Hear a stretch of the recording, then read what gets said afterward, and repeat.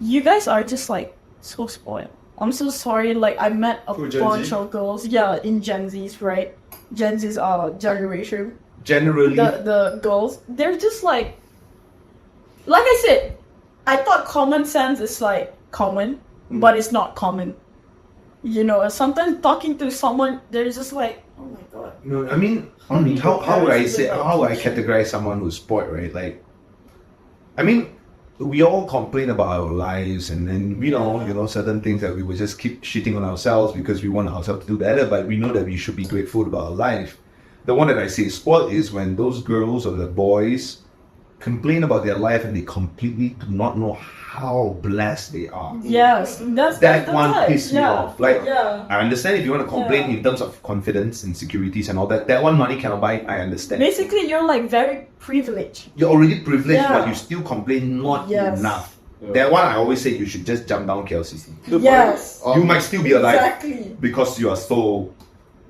Yeah, it's so fucked up for like us to say this, but it's just, my god. It's not fucked up. It's fucked up for us to say like jump off the bridge. Oh, that's fucked up. That's fucked up. Yeah. No, my parents been telling me since I was young, I don't know, all the time now. Like, you know how lucky you are, you know how lucky, and yeah, it really it's ingrained in me. I will never ever complain, man. Count your blessing. If you are privileged enough to have a healthy family, a healthy childhood, then I just hate those kind of people because they would invalidate how you feel. You know, like you're so blessed, and then you're trying to relate your problem to me. When oh my god, your parents are there for you when you were a kid, you can always get what you want. Preach, sister. Preach. I know the feeling. I know the feeling. Whatever, you always get love and attention from your parents. You are not abandoned by your parents.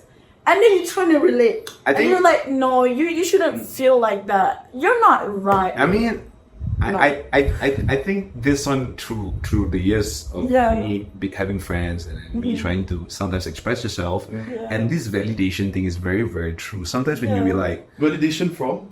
No, from just friends. You know, like you're sharing your issue with a friend and you're like, I'm so tired. Oh my god, my this work. I hate it today. Today I just cannot take it. I just want a friend to talk to. Yeah. You're sharing all this and your friends say, yeah, I totally get it. Same.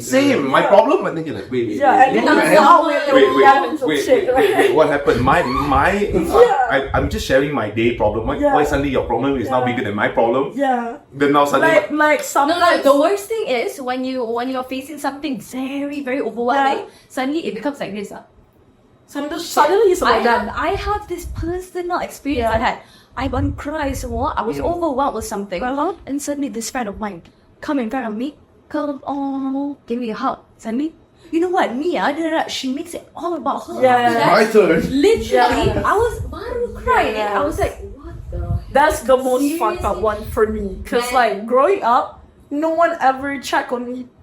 I never got affection, love whatsoever. So I just had to like fucking keep it to myself. So like when I needed someone to like talk to, I just expect you to listen.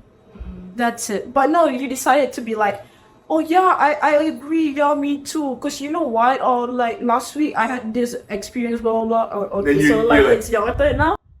Yeah, like it's not like I'm selfish. No, it's just like, yeah, but like you have your time. Yeah. This is not about being selfish. This is more towards compassion, but also it's like that, Sometimes, as I always explain this to my wife as well, and to her friends and things like that, I say girls have insecurities, right? Everyone knows that. Girls need assurance. Everyone knows that. But I'm telling women these days that guys are insecure as well, and guys also need assurance, regardless how manly they are, how they say that I got no problem, nothing gonna break me down, but they lie. Those boys, they are the one who's even most insecure.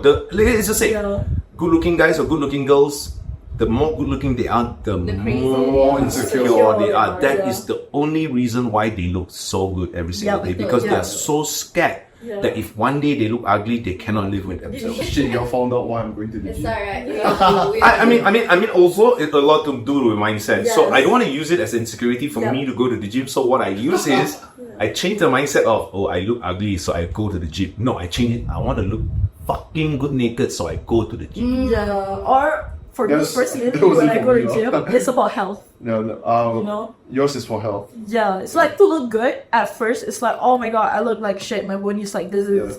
It starts from negative, and then I have to change it to like positive. You know, to keep going. For anyone to Yeah. have, that's very mature, because for anyone that goes to the gym at your age, it's never about health, unless they were really obese and then doctor told them, hey man, you gotta do something. But if you're not obese, right, then you go to the gym because of health and not because of aesthetics at your age, right? It's not very common. Of course, like you started something for the reward, right? But at the same time, for you to keep going, in order for you to keep going, you gotta develop those like positive mindset.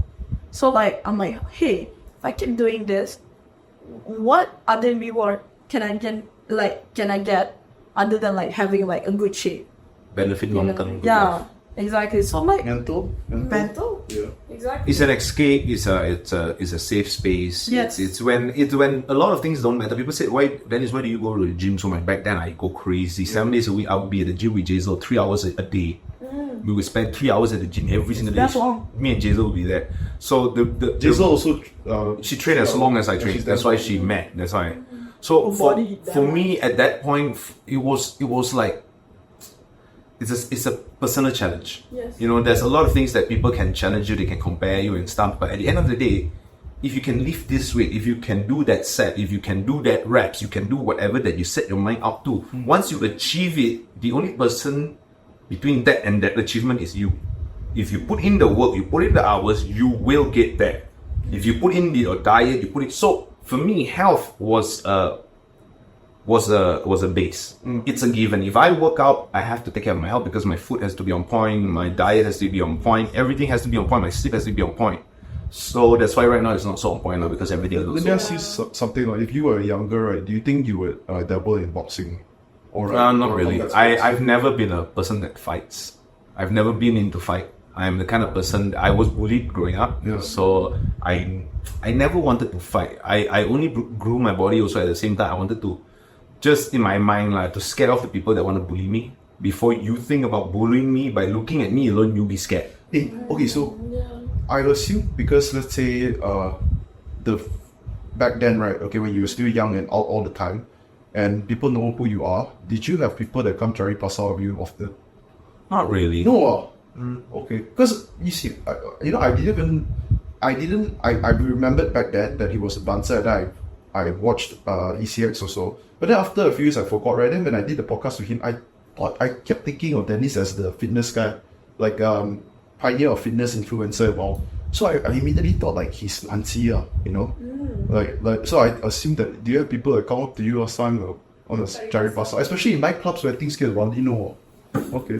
Because There's just people projecting their insecurities. Yeah, I know. There's a lot of dumb Right? people.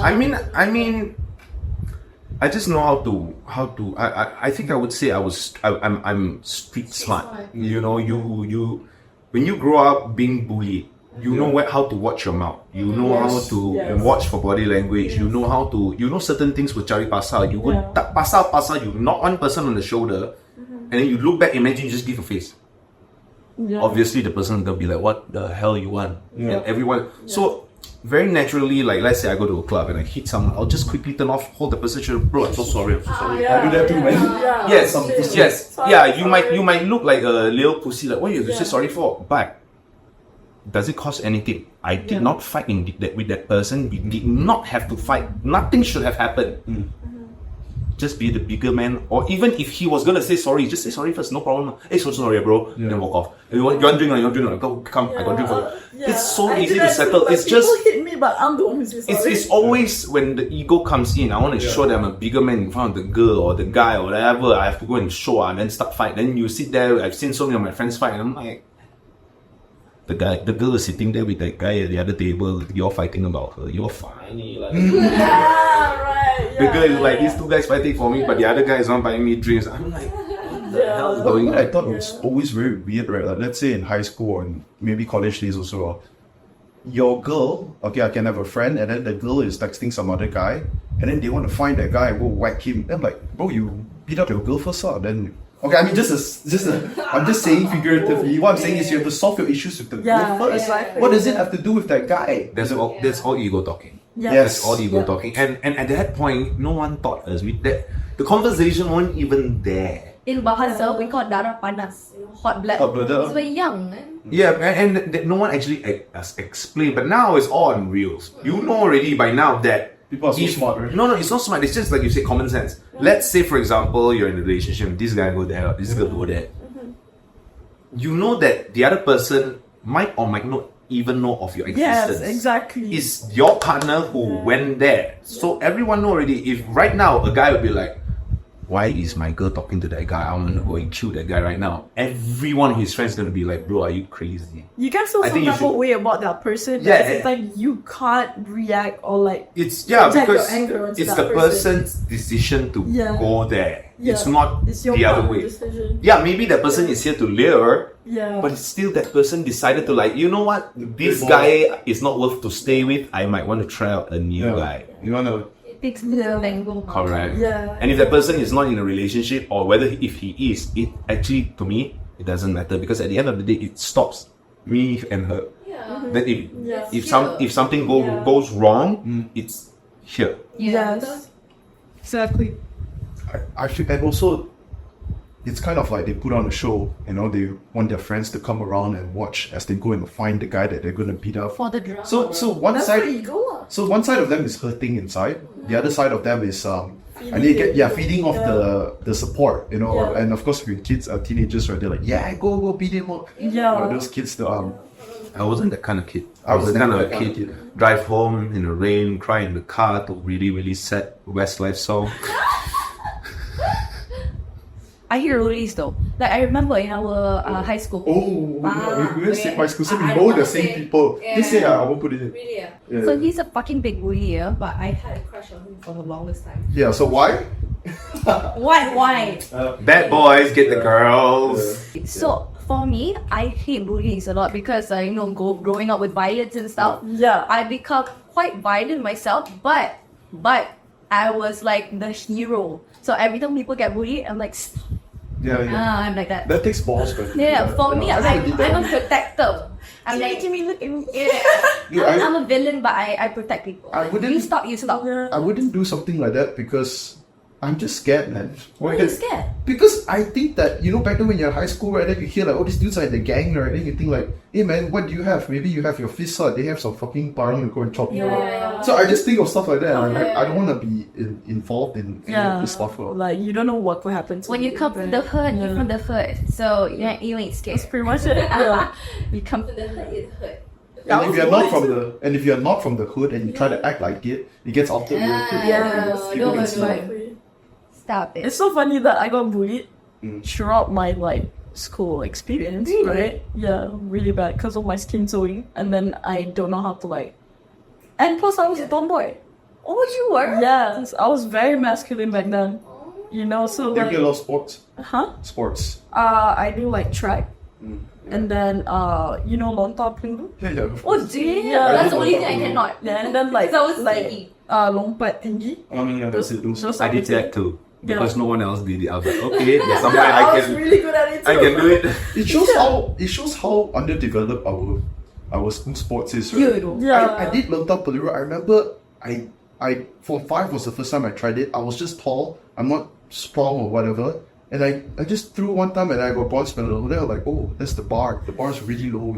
No, because like in my school back then, everybody wanted to be a footballer. Everybody wanted to be Yeah. a runner. Yeah. 4x4. Everybody running for that. I'm like, well, which line got nobody? Lompat jauh, lompat tinggi, lontar peluru, lempar cakra. I went for all four. I got selected for all four. Yeah, same. Because no one else is doing it. I'm like, oh, Yeah. rumah hijau only got me.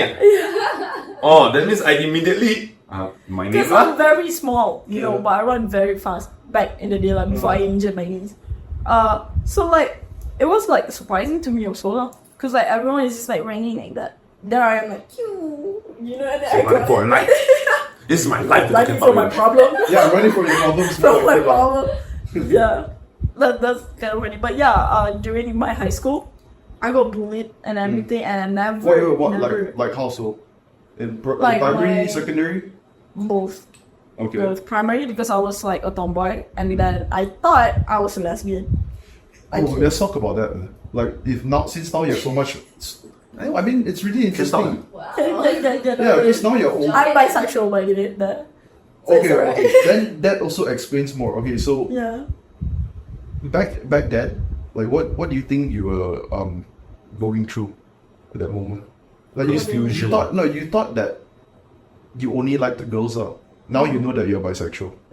But back then you thought that you only liked girls. Yeah, because like I don't know how I can how should I say this? Like sexual awakening or something.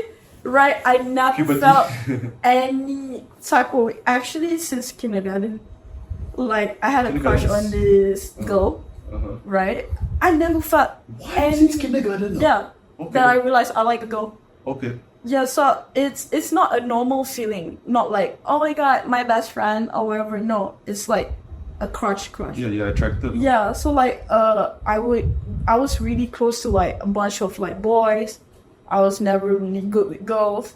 And then this one girl, Very just nice like to you. different, yeah, very nice to me. And then also it's weird. She would just like come out to me, kiss my cheek and say I love you. So I'm like, it's In that weird. kindergarten. In kindergarten. I am gonna have to watch where I send Jade for a kindergarten. This is not gonna happen. I won't I fly. swear to God. I think it's more weird if you're in primary Damn. for that to happen. Bro, how is that weird in primary and not in kindergarten? Because kids don't know. They just Yeah, kissing lah. people. Yeah, No, that's why kids don't know. But the thing Yeah. is, you cannot Something not validate her feelings Yeah. at kindergarten. She Yeah. felt some type of way Yeah. at 5, Yes. 6. I felt it by myself. I don't talk about And it. of course, you whatever. didn't Yeah. understood what you Yeah, I felt. did. But I know that I feel some type of way toward this girl, like different feeling than anyone else. And that stuck Right? with you for how long? Like throughout kindergarten.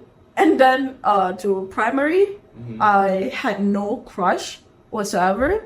And then when I was like, I think 12, Yeah. I had a crush on a boy for the first time. And at that time, I was masculine. And then I was very dark because I was like an athlete, right? Was he used So, I don't know. It's just like, Oh, you know, you boys never- would just like come together and be like, oh, making fun of you and shit. Right? He just Yeah, like pull so your like- hair or something. Yeah, and then they found out, I don't know, maybe, I think, if I remember it correctly, my quote-unquote best friend betrayed me, told people or something, I had a crush on this guy, and he have a fair skin, you know, so they would just say like, oh, kau hitam apa semua, kau nak dengan, you know, laki kulit cerah. So and bad, everything. lah. Kids are so racist. Yeah, and then And I'm the like, parents are racist parents. I'm like, damn, okay, fuck this then. Yeah. So, when did you first like tell someone about it? Your friend or your family About what? being Like, bisexual? being bisexual? Yeah, or liking girls. It's definitely I a very just- hard thing. I like, you mean like coming out? Yeah, coming out. Oh, coming out, it wasn't that bad for me. Because, like, personally, after high school, I went through a lot of hard time. I got bullied and everything to the point I'm like, fuck whatever you guys think. I'm just gonna live my life. Right? Yes. So, yeah, I just got very transparent.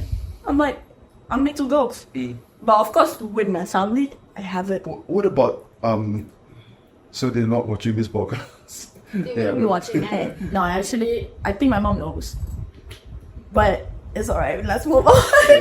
Yeah. So like, I think during high school when I was 14, I want to know about this the is fucked up, right? 14, we already started doing some sexual stuff. So my first experience. I wasn't that with lucky girl. though. I wasn't that lucky. My- though, to be my- honest. Probably this won't go up the video that, but Yeah, Jazel is exactly like that. Oh, really? She had a tomboy boyfriend when she was 14. Yeah. But was it experimental or she's bisexual? No, I mean at that age, I think girls are just naturally experimental. Yeah. I think you get just curious because you don't know emotions. You don't know how you feel until you know how you feel. And after that whole experience, then she realized that she actually really liked dicks. So then she said, okay, you know what? I big decided difference. that maybe I'm bisexual. She don't For me mind personally, girls. From since I was young, I know I like pussies as well. I'm Yeah. 100% straight. I know I'm 100% I was asked so many times by gay guys whether I was gay or straight. So many times. I said, my answer to them is very, very simple. I haven't tried. I haven't tried all the pussies in the world yet. Until I've done that, maybe I will turn gay. Then they'll ask, oh, so how many pussies have you tried? Not enough, hence I will never turn gay. Dude, gay guys like to hit on guys that are straight. No, it's the challenge. It's It's a like challenge. it's like why guys like to go for troubled girls and why girls like to go for troubled guys. Or some It's the people- challenge to change that person. It's the challenge. It's always a challenge. It's a challenge. Is this that? So I'm sure you get gay guys talking to you all the time in the gym. No? No, bro. No. I'm married with a child. Who want to talk to Oh, me? sorry. No, That's a lot of now. guys. Who don't know that in Malaysia, Denizen in the gym is married? Not now. And then I woke up actually have a friend that have a relationship with a married man. a He's girl. A guy. Not a guy. Right, like see, You for know? me, if I have a friend who's like that, and to me, if their wife is okay, So I don't know. Dude, It's like he's still in the closet. lying is a sin now. You You know? know? So So it's like a private relationship. yeah, people have feelings too. if You know. you are out there and if you're doing that, right, just talk to your wife. Maybe she would accept because it's Yeah, not another guy. I mean, it's not another girl. Technically, you can try your luck. That hey, Personally, I like. because I'm bisexual, I would love to have two boyfriends.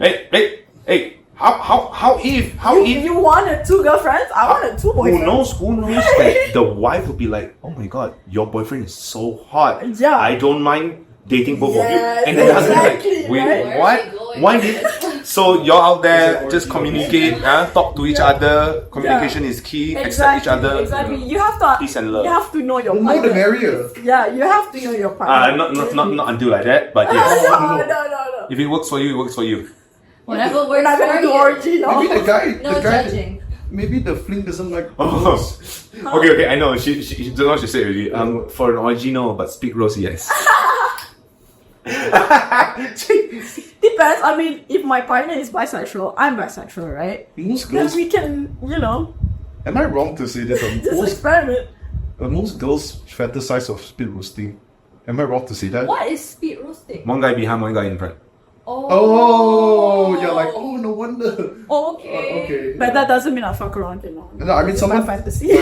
I'm old. I don't know these things. Okay, yeah, a girl told me that when she was in high school. What? Uh, A girl told you that in high school? Like a fantasies gangbangs. What? Which I think is a normal Bro, thing. in high school?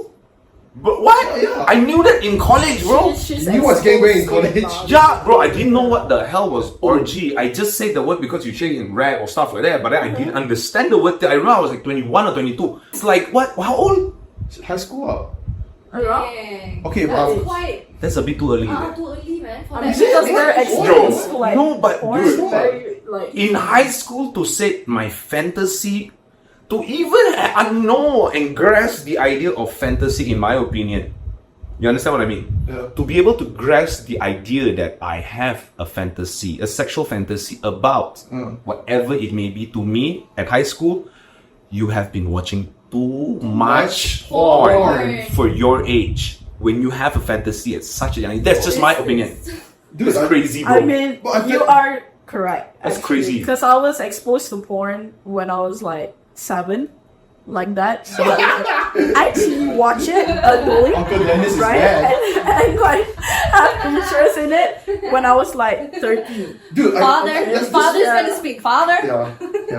Dude, Take care of it, okay? yeah. No, dude, like, Take care of her surrounding dude, and everything. my ex girlfriend, my first ever girlfriend when I was in high school, she told me she was masturbating at 6. And I'm like, hey man, what's happening here? Then I went Google this shit, you know, dude. I went Google and You is getting weirder and harder. No. It's not. Okay, so I mean, at the end of the day, I'm not one to judge. I don't judge people. I don't. You can do whatever you want. It's your life. You have no wrong, no right. But What have you hurting someone? who you hurting? By masturbating. Yeah, exactly right.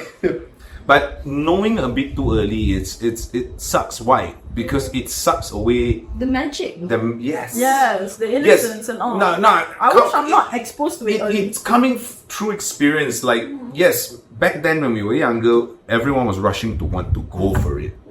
Now, when I talk about people, then I had Wait, friends go for what? go for the sex. Was lose, it? lose the virginity, lose the V-card. Okay, I was, but I Especially failed those badly. that- No, yeah, but the thing is, you wanted to.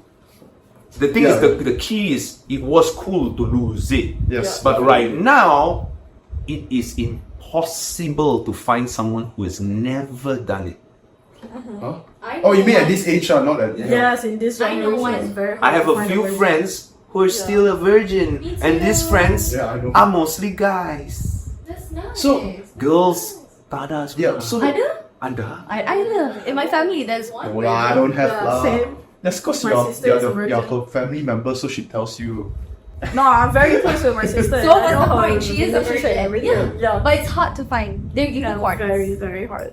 Hey, but I still think like what he said, right? What? Guys, more guys are virgin. I think that could be true, you know. Wow. And But, Crazy. but honestly, it's also not a very good thing.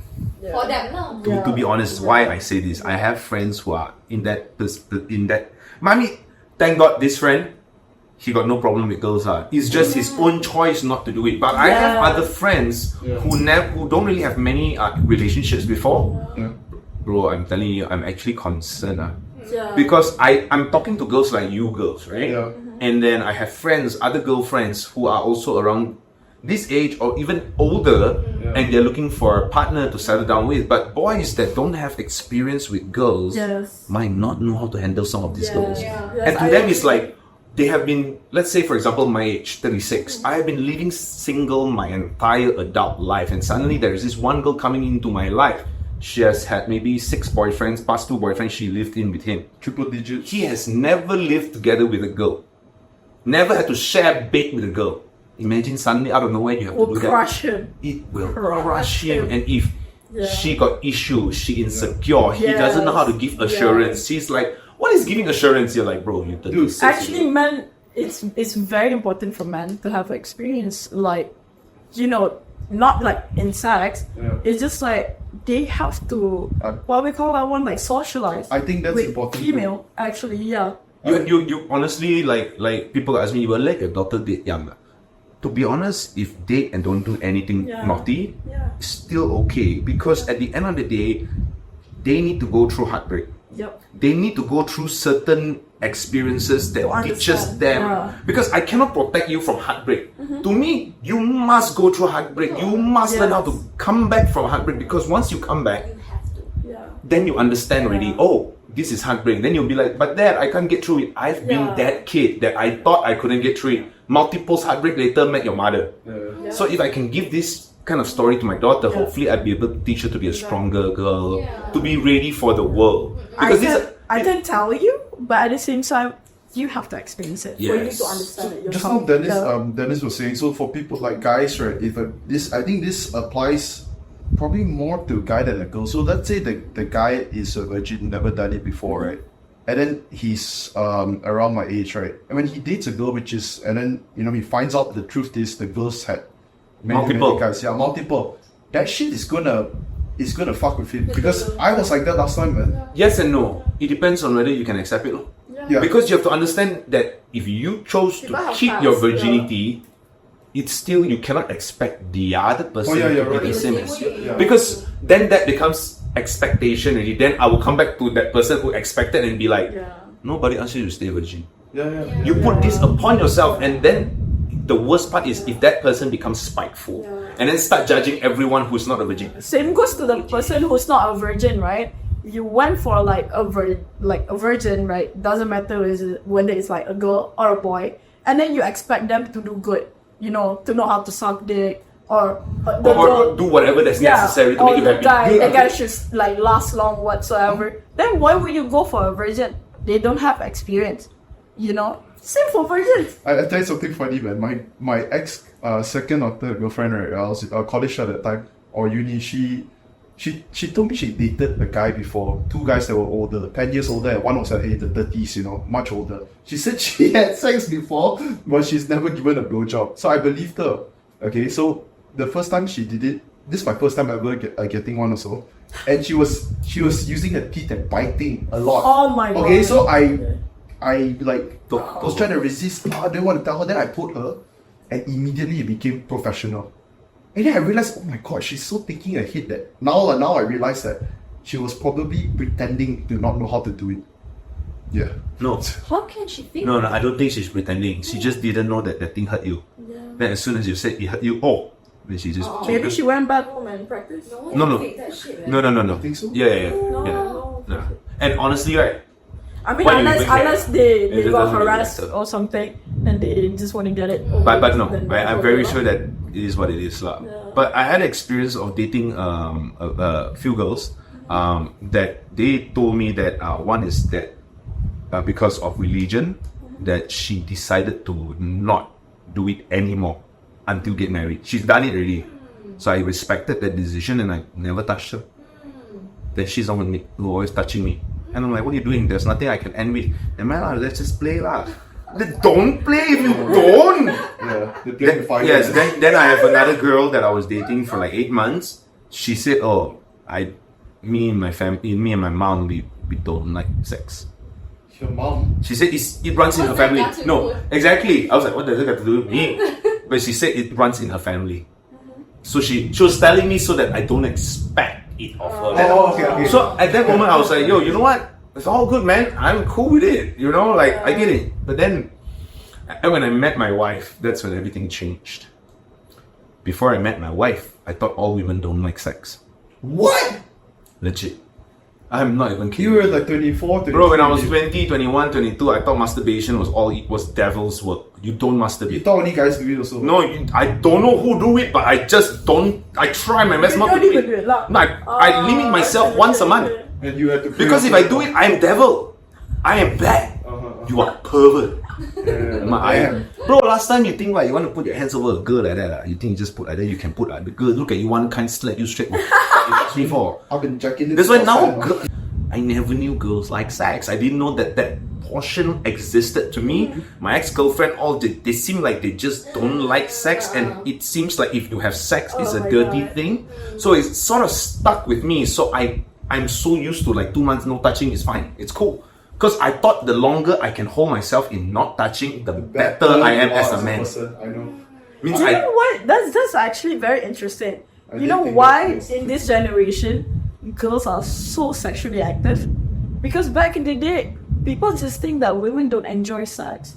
It's just like, oh, they have to do work to please their man.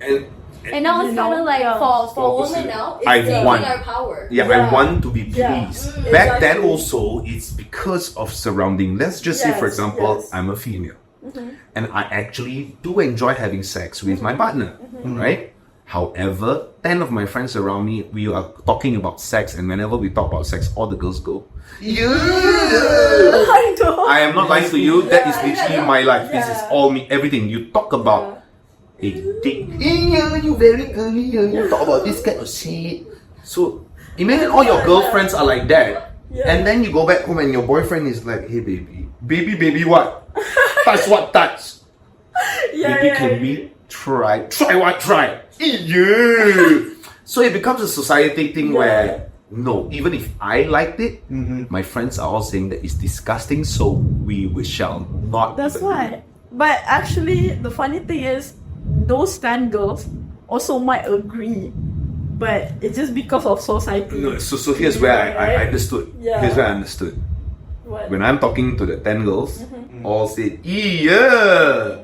Then they went back and fucked their boyfriends. Yeah, exactly. Yeah. Exactly. So when I Yeah. saw it, I thought all Yeah. girls. Then when I talk to my friends nowadays, they all told me their ex-girlfriends, they are back then when they were 17, 18, 19, 20, they tell me how freaky shit was. I felt like I was so left out. I was like, wait, what? That was what you did? How old? 16. Bro, Let's turn back the time, man. go away. I said, at 30 years old, I haven't do yet, you know. I said, what the fuck? Yeah, like I said, I think it's all about the society, honestly. It's like, hey, you want to speak about it, but at the same time, people saying like, Dude. this is not right for you to talk about Okay, it. Right? okay, And okay. you feel like, okay, you know what, let me keep it a secret. Is it- When the fact that you're a sex addict, you're a freak, Yo, you know? like, So like nowadays sheets. it's like that, but at the same time it's like being abused. You know, that's why everyone is just like a sex addict. yo, you, Girls lose virginity very fast and everything. Yo, you're not even talking about sex addiction anymore. Like, I talk to friends these days. Back then, legit, no one even spoke about it. You say the word is. You're talking about guys also, right? No, I'm talking about this term. Oh. That nowadays, if I say it, you know, a lot of people has done it before. Yeah. What the? Threesomes. Oh, okay. Do you know back then when you say this word, it's like This guy's in a cult with it's like wrong. Yeah. Do you know how shocked I am when I speak like randomly and then a friend would just I had it already. Wait. What? with who? Yeah. Then that person? or just randomly there was these two girls or just I was with this guy, then the other guy. I'm like, wait, hold on. Yeah. This is real. Yeah. So there are things like that I'm like, Back in the day, I would only think like, damn. it has to be arranged or it has to be in porn. Yeah, No, and but then like, how about STD? Have you guys thought about I like? mean, for me and my wife, we did go into that whole entire area about like we spoke about this on another podcast I did like in terms of Just saying, is it? just saying correct. In that we were saying that how do we spice up our relationship as a husband and wife and marriage couple, right? Because Jazel is a sexual person and because of her I also have to match her. match her. No, I'm not even I'm not even lying. Like I have to match her. When you were young, right? It's like that. It's like that. It would blow your mind if someone told you that girls are more sexual. Yeah, of course. It would blow my mind too, man. No, but I think nowadays it's just what it is, because girls have No, actually, some girls are not. You don't deny Of course, that. not Yeah. But there are girls who likes it, and I also wouldn't say that hey, it's a bad thing. It's up to you, right? Like maybe she likes it, but she don't fuck around. Yeah. Some girls like it and they want to fuck around. Yes. And to me, I would always tell people, Like that. get that out of your system, bro. You know, like I'm very confident in the whole of Malaysia. Nobody can manage mine better than me. Oh, okay, so you've been training. Bro, not training, bro.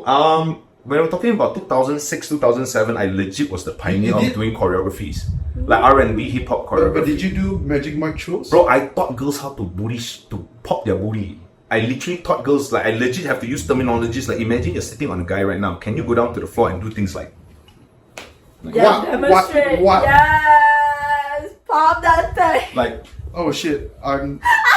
Like you mesmerized. no, like, I liked it a bit too much. no, like legit, like I would like Damn. shit like I wish that. y'all can see this. like.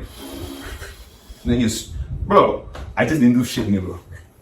Hey, but there's that shit really gets the girls wet as fuck. Bro, not wet. Yes. It entertains them. No, I thought it was exactly. missionary. Just like how men enjoys strip club, women have I fantasies. don't know. as It well. depends. Also Yeah, what for me it's big.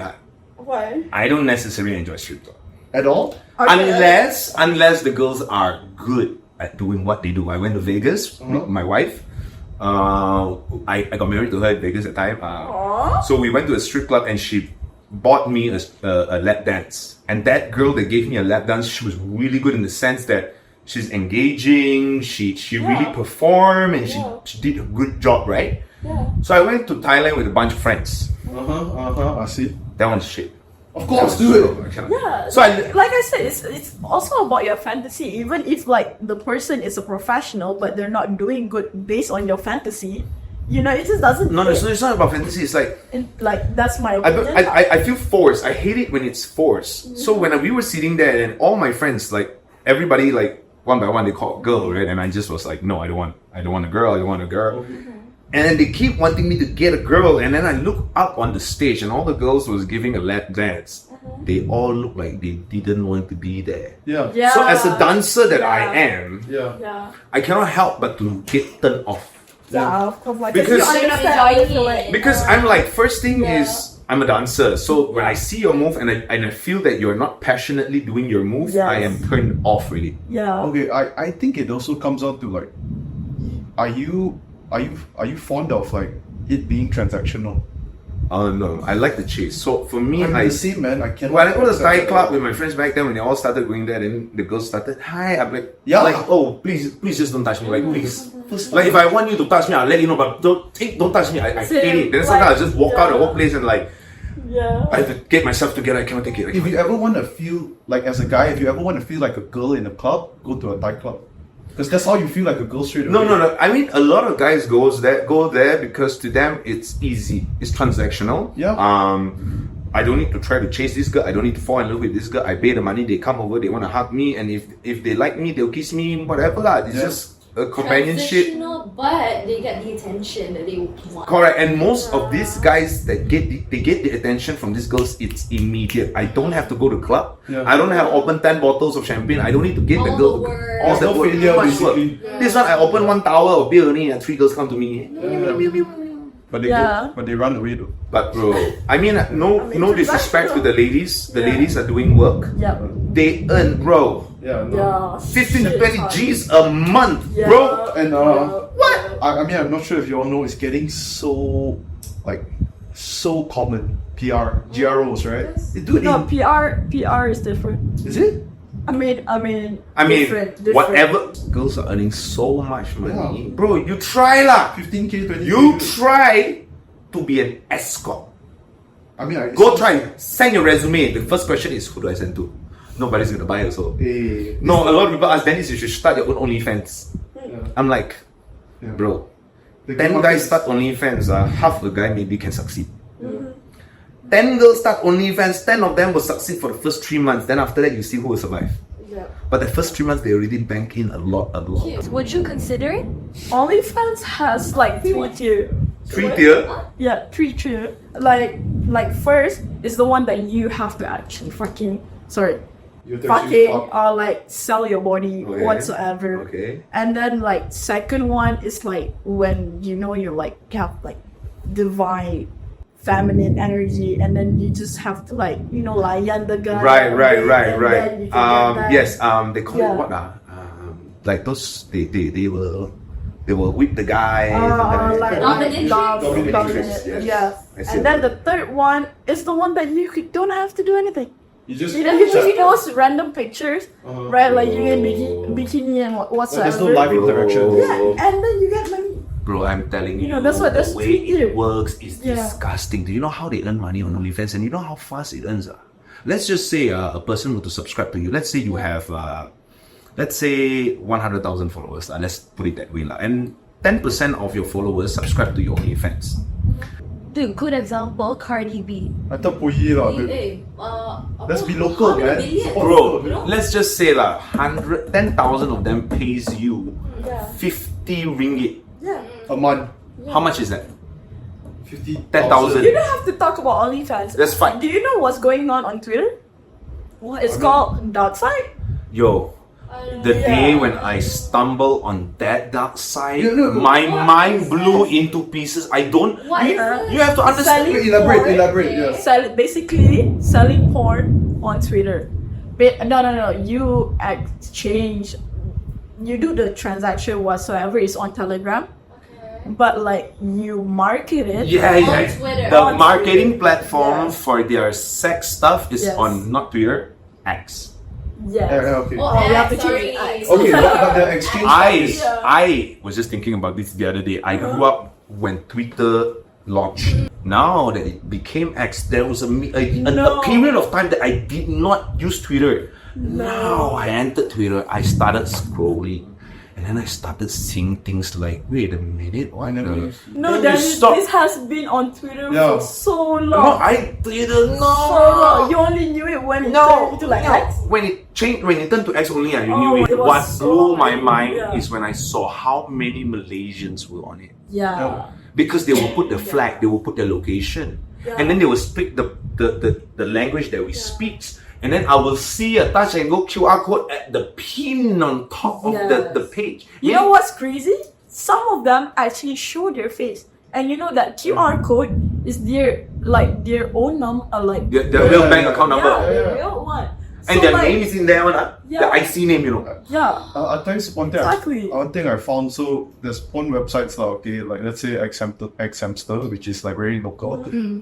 I always thought like what type of porn do girls like, and then I realized right, like I looked at the comments. I always thought it's always guys, and I thought I put a fuck comment because I would never fucking comment. I just watch. And when I look through the comments, right, I start to realize there's a lot of girls commenting. And then not only that, you click on their profile, and then you can see all the friends they made, and then the videos they watch and all. And they are. I always thought that the guys are like talking to no one. They're just trying their luck, but they're actually just hooking up on porn websites. You know, in the comments. Honestly, I mean, I came from a It's YouTube mostly Malay. background, right? Yeah, But so- I feel that even like Pornhub and things like that, it is going to be like YouTube. Legit. You will see so many these so-called amateur porn stars just popping right, left, down, center like mad, and all of them are using Instagram as their marketing platform, and everything, if you see, is to push to OnlyFans. And when they sell it, they are making millions a month. A lot. A month. You just imagine if they have. I'm just thinking of And all it's the money. legal. I'm just thinking of all the monetization. Not of this. legal?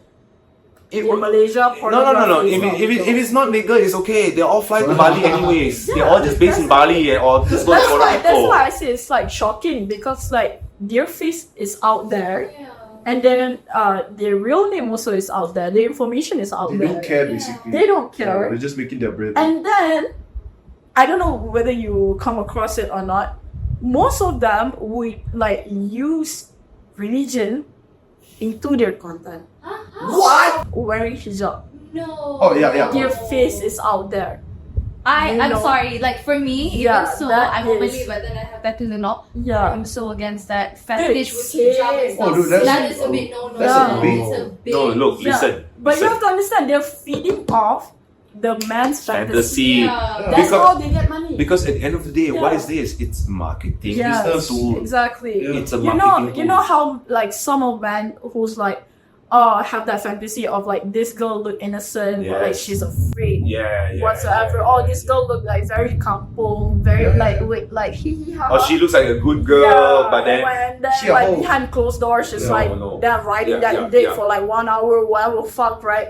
So this like porn star, right? They would like research and everything, trying to understand their followers. because there is a whole market Yes. right there. Because that's how they make money. When and then like some of the men will like DM them, hey, can I have like a special request? Can you make this kind of video?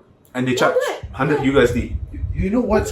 What I heard also is on OnlyFans, right? Because it's a big business now. Like they actually hire, like, let's say if you've got, I don't know, 10,000 or 20,000 subscribers, right? Too big for you to handle yourself. They hire people Yes. to interact with your viewers, your audience for you. Yes. And a lot of the times, those people they hire, you wouldn't know whether they're a guy or a girl. I would say they could be a guy, you know? So you as the guy, you know, you're just talking to the guy, talking to what you think is your fantasy girl and Yeah. jacking off, right? Yeah. You might be jacking off to a guy, Yeah. or you know, I have a friend that is doing that. she hired someone now. Yeah. So Yeah. basically, I get it. so She's just the face. Is she but still someone hiring? handles yes, it. exactly. She's still So hiring. like Yes. she, I can text. she basically have someone that manage her. You know, she's the face of it, but the one who like Is the guy. yeah. And I communicate with cannot the tell guy and you everything. how many guys are so Yeah. excited to be the guy behind there to start messaging. Yeah. Because we Oh, had yeah. a friend and no, No, they, we had for me friends. personally, I had a yeah. friend who was doing it for another friend and stuff like that.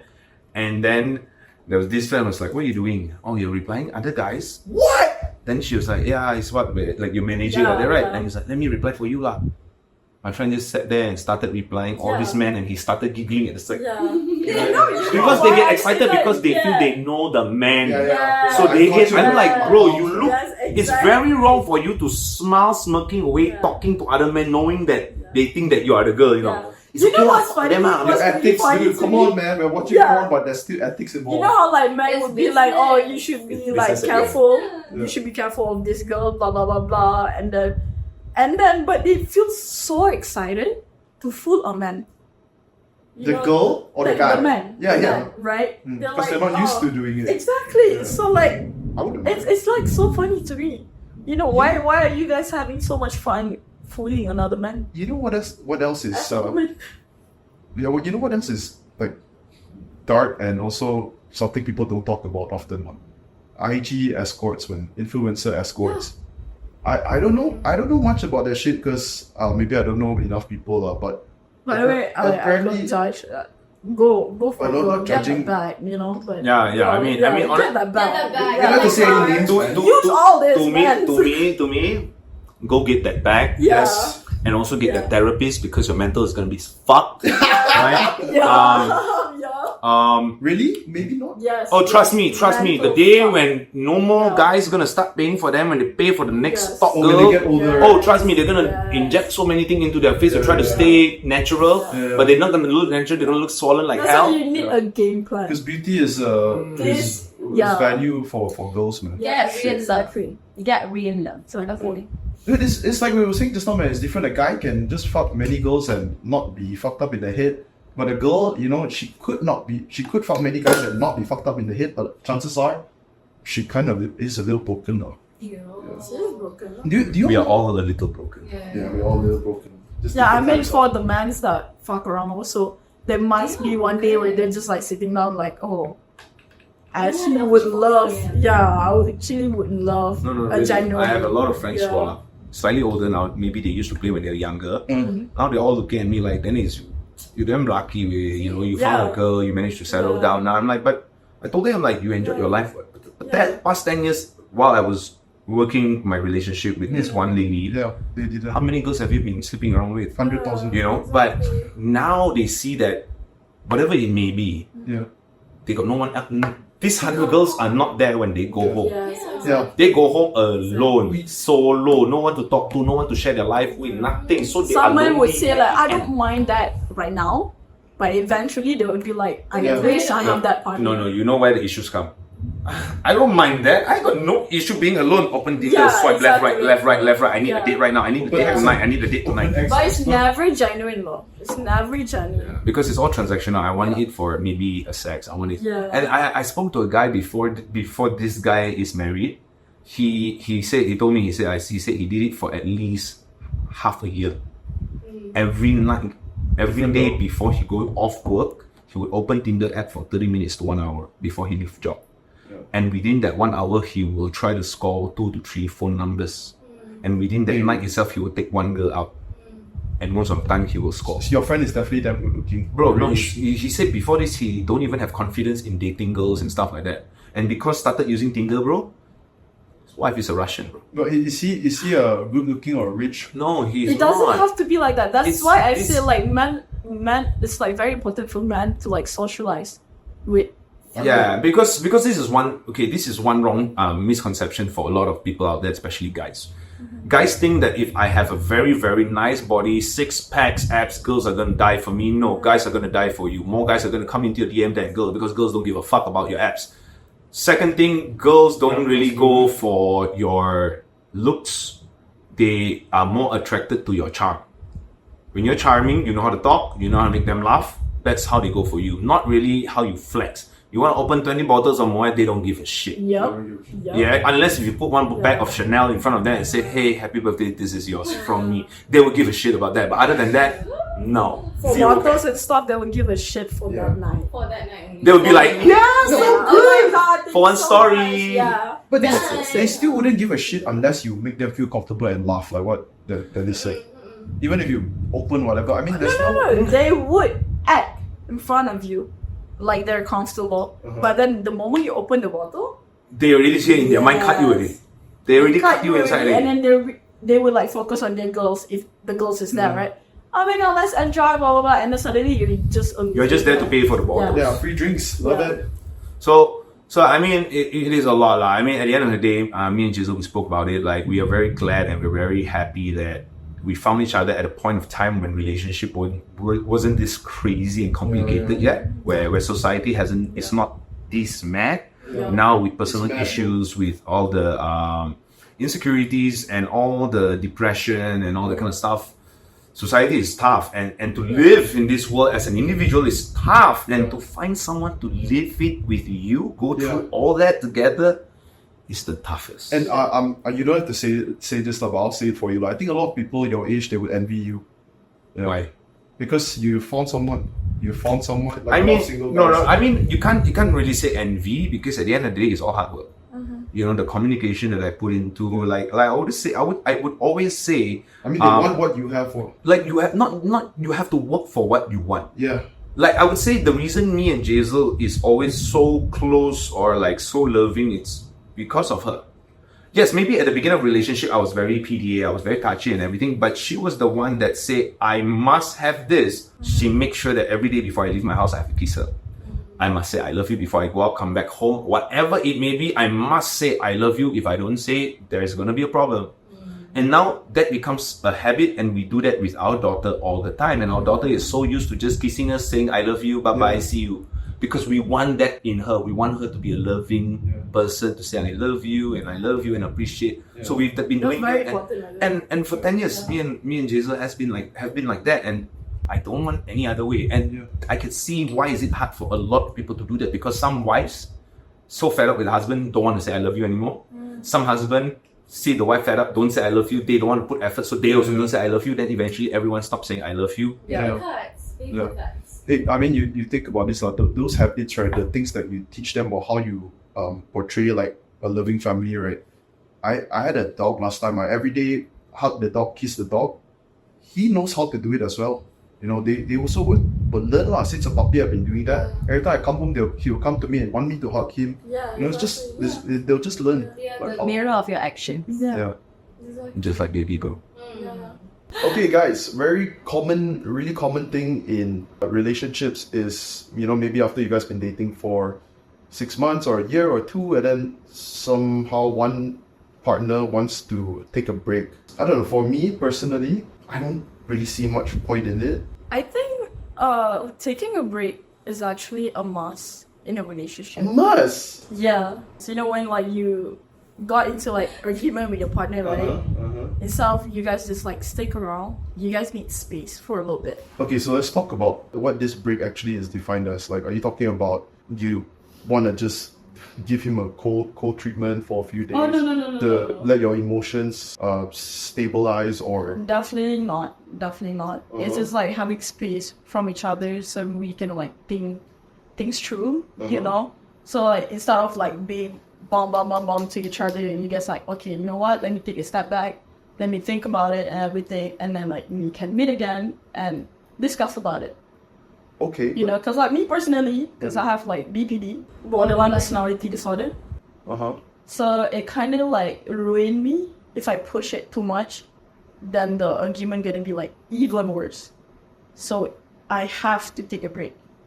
You know, even though I don't want it, but I need. you're basically taking a break from your partner.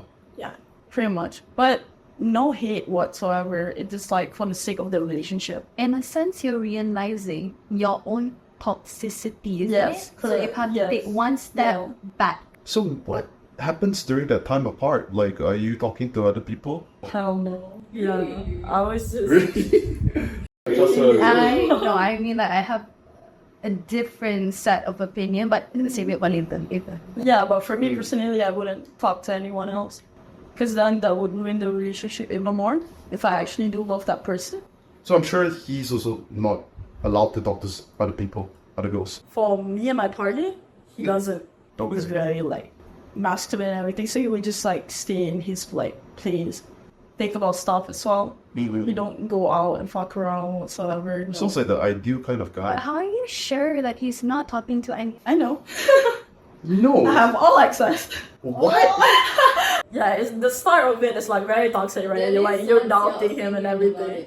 Well, I guess there's two ways of looking at taking a break. Your type of taking a break is not taking a break from the relationship, you're just taking a break from the partner, just to collect your mind, to breathe, have your space, and then come back, apologize for what so. And it's not about blaming, it's just about communicating and finding the solution and moving on. So it's like healthier. Correct. Now, a different take on the taking a break is actually, in my opinion, most people will use it for saying a breakup but not breaking up. Yeah. You know, like, so being a person with a little bit more experience, I've done that before.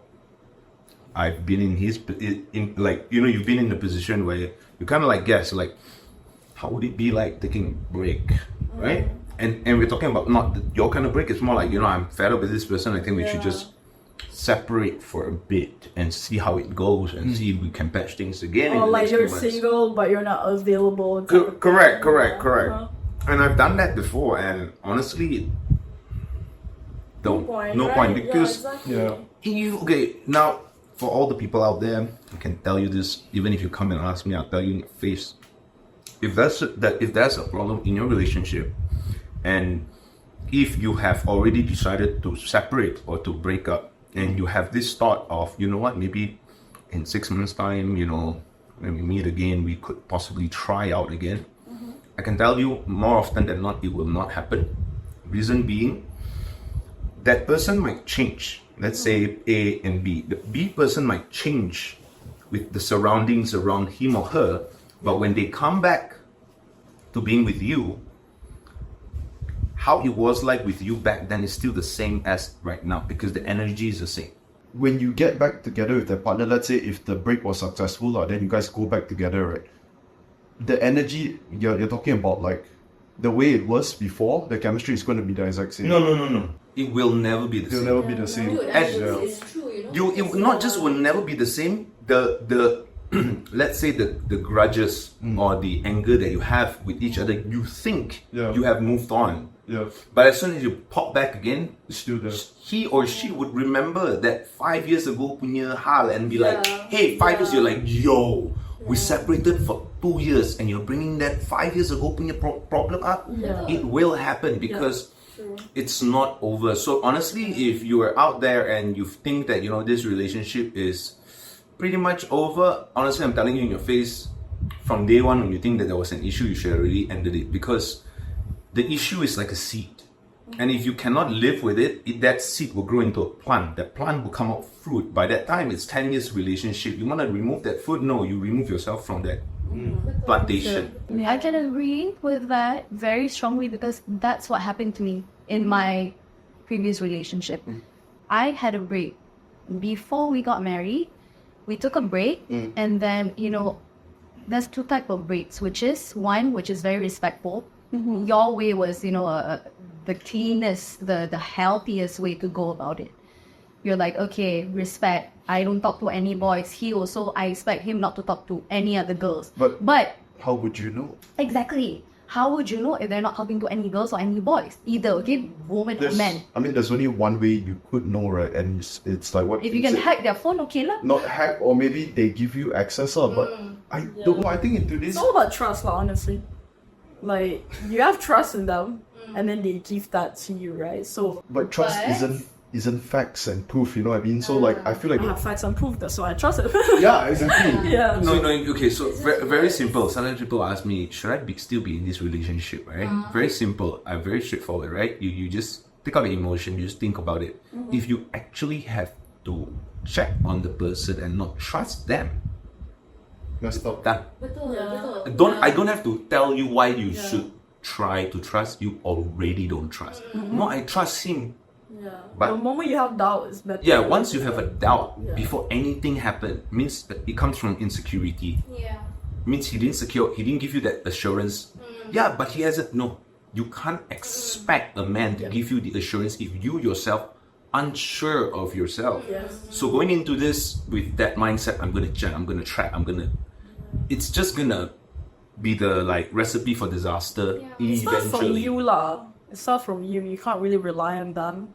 If you don't have a healthy base, then what is it? But the What is truth, it? but the truth is, right, then is like, if that is what you think to be ideal and what a healthy relationship should be, whereas both partners trust each other, that they don't even doubt, right? I definitely agree. That seems like a fairy tale, like it's great, but most relationships today it's not going to be like that. There's so much doubt and there's so much. Only the reason to that is because nowadays people are more selfish than they are selfless. Back in the days when it was like our parents' time, or in the 70s, 60s, 50s, yes, back then it was all about the men protecting the women. But there's a sense of romanticism right there, right? Like that fight, that valor, that thing. But right now, it's not that anymore. So the question becomes more towards responsibility, commitment, and things like that. And oftentimes, people, this is when I say selfish. People are nowadays trying to commit things to themselves more than anyone else. So the focus is always me, and then your focus is you. And then when we come and talk, it becomes selfish from both ends. You're not talking about yourself. So that's where the communication would just end because you will never come to a point where I'm talking about you and you talking about me. It's always about I'm talking about me and you talking about you. You never talk about, you know how much I have worked for this, you know how much I deserve better. Calculative and all that. Right? Yeah, then we can talk about how much social media has changed everyone. Because when you said, people nowadays are selfish, right? I also thought that there's also another reason why maybe it's tougher to have a healthy relationship where, you know, both partners trust each other. It's just because of the existence of social media. It allows you to connect with so many more people than you could before. Let's say if you want to, you just think about the amount of encounters you would have with the opposite sex, right? If social media didn't exist, when do you meet people? You know, you meet them at the shopping mall, face to face. You know, and right now it's, I don't know, you can meet 100 a week if you want to. Swipe. Now, if you're talking about like whether they meet people and stuff, the only difference between social media is that things are now in the open, on the internet, and it will never be erased away. Back then, things are you'll never know if someone goes. Back then, if the man went out to party, it was there, find my iPhone. No. Yeah, exactly. If the men have to travel to work, there was no international call. How do I connect this person? My husband is overseas for 2 years. Letters. And he only sent letters back with his money for. So at that point, when you're thinking about it, it's way harder back then than it is right now. And when it comes to right now, it's so easy for people to attain all this information. It makes that person's insecurities even crazier. You drive that person into overdrive, and then they go super insecure, and it's unhealthy because it's always a competition if you realize it, right? It's like, let's say I was this good boy, and I believe growing up that the guy have to hold the door for the girl, we have to be chivalrous and all that kind of stuff. But when you go through your life and you meet a lot of girls, and certain girls just say, you know, like, oh, you're too good for me. You're too good for me. But the fact is just, you're a boring vanilla boy. Right? And then eventually you turn into this bad boy. Yeah. You know, this fuck boy. And suddenly girls just flock to you like little butterflies. What is that? No, let's ask the girls, man. It's a lot to do with psychology. Yeah, it's reverse psychology, you know. Like when something is bad, I think in this generation there's a lot more daddy issues though. That's why they're like, not just I think not that's just it. that issue. Yeah. It also because of for female there is always this motherly instinct in them where you always feel like you have this inborn nature where you want to help fix something. Bob the Builder. We Correct. want to nurture, we want to fix it. Correct. So when most boys that are broken, that are selfish or that are whatever, insecure, whatever it is, right? I can make him better. Correct. The fact is the girls would take this sort of like responsibility, and it's unconscious that they sort of take this mother responsibility that it is my responsibility and my job to make sure this man is the best. But they will be taking the beating at home all the time. So it becomes very poisonous. And I'm not saying only for men towards women. There are also women towards men. Right? Like these days, there are also a lot of house husbands, men that are taking care of the family at home, and the women are out there working. Definitely more than before. Right? Sometimes women would emasculate these men. You know, like, my husband, he's at home taking care of the kids. What the hell? He's not a man. I want a man. Right? But the thing is, you came into this agreement that the women would work and the men would stay at home. But then now you're out there, you see other men who's working and being so motivational, and you adore this guy. But your husband... you want to be feminine, you don't want to be masculine anymore. Right, but then your husband is at home, but you already lost all respect for him. So now that you think about the opposite roles, the roles are reversed. So the opposite is, you have a man who's working, he's the provider, puts the bread on the table for the family, and the mom, the wife, has already agreed since marriage, right? She would stay at home and take care of the kids, right? Take them to school, send them to places or whatever. And then you have the man, right? The husband say to the wife like, oh, you think it's so easy, you know, I'm the one that's providing for the whole family. You know, I'm the one that's feeding for the family. I think that's the same, you know, and I think it's wrong because it was the agreement that you guys already had from the start. You know, like for the roles, you guys already set the roles. Isn't that the purest state of it? Man is supposed to be the provider, the protector, the father, the husband. It's in the divine masculinity as a man to be a, you know. Okay, how about this then? So what is your opinion on that? Like, we'll take turns. And what is your opinion on that? Like, because it's so common nowadays, right? Like, previously 20 years ago or 10 years ago, if you said women should belong in the kitchen, and then, you know, women are going to be like, yeah, sure, man, there's nothing wrong with that. That's our role. Yeah. So now it's really different. Women are much more outspoken about that, and they do not want to be just in the kitchen. So, yeah, what do you think about that? I think it's up to you. It doesn't matter if you're a man or a woman. It's really up to you. Some men want to stay home, will stay home, you know. If a woman wants, but it has to be a clear statement where if the wife is okay, all right, you know, I'm pretty okay with you taking care of the kids, and I'm pretty fine with working, you know, but as long as it's mutual, and because some women want to work, some women want to stay home. For me, I've been both. I love working, I love staying at home, I like doing both, so I don't mind as long as it's mutual, I think. And it's totally okay. It's totally okay for a man to be at home and taking care of the kids and be cooking. It's all about, at the end of the day, mutual understanding, mutual respect. Because at the end of it's love, right? The core here is love. So whether you go out there and if the woman is working or the man is working and you go back home, it's at the end of the day, it's not about, like, for me and Jazel, say for example, like, yes, I do go out there, I do get that stress about trying to figure out how to manage the finance of the family and stuff like that. But I do also know equally how hard it is to raise a kid at home. Like, equally being at home for, let's say, 8 hours a day versus me going out 8 hours a day. Yes, I'm meeting people, exhaustion, I'm doing this, doing that. But I did try and stay at home with Jade and my daughter for like maybe 4 hours, 5 hours when no one is at home. Yes, I can do it, but doing nothing with baby is so exhausting. Yeah. Okay, so here, since you are already in that situation, right? So this is a very common thing, lah.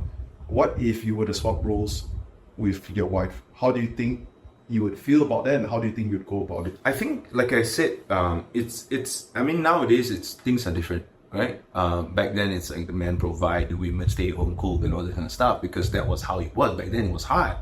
But nowadays, it's hard to just make enough money to put food on the table at home. That's why a lot of youngsters these days, I don't think I can support a child, even though I get married. It's not about whether we want it, it's can we afford a child? Yeah, they get married even later because of the monetary. Because once you get a child and the responsibility comes in and then you start counting the finances, that's the real stress within the relationship. When money comes in and when you're talking about money and how to spend money, that's a sensitive issue to certain people. And that's where it becomes hard to talk about. Yeah, so all these kind of things, you know, you only will learn it through experiencing it yourself. And when you don't put your hands on the capital, you won't feel that it's hard. So like what a lot of people before me told me the same thing, right? Like, you will never know when you're ready until you go for it. Same for baby. I was getting baby, I asked a million people how. Were you ready for it? Never. I was not ready for it, but I knew that if not now, it's eventually, right? So just went for it. And I can tell you, 2 years ago I had my daughter. 2 years later, if now you tell me, are you gonna have your kid now? If I didn't have her 2 years later, I am still not ready. Same. Okay, I see. You're never really ready. Correct. Now everyone is asking, what about a second child? No, then.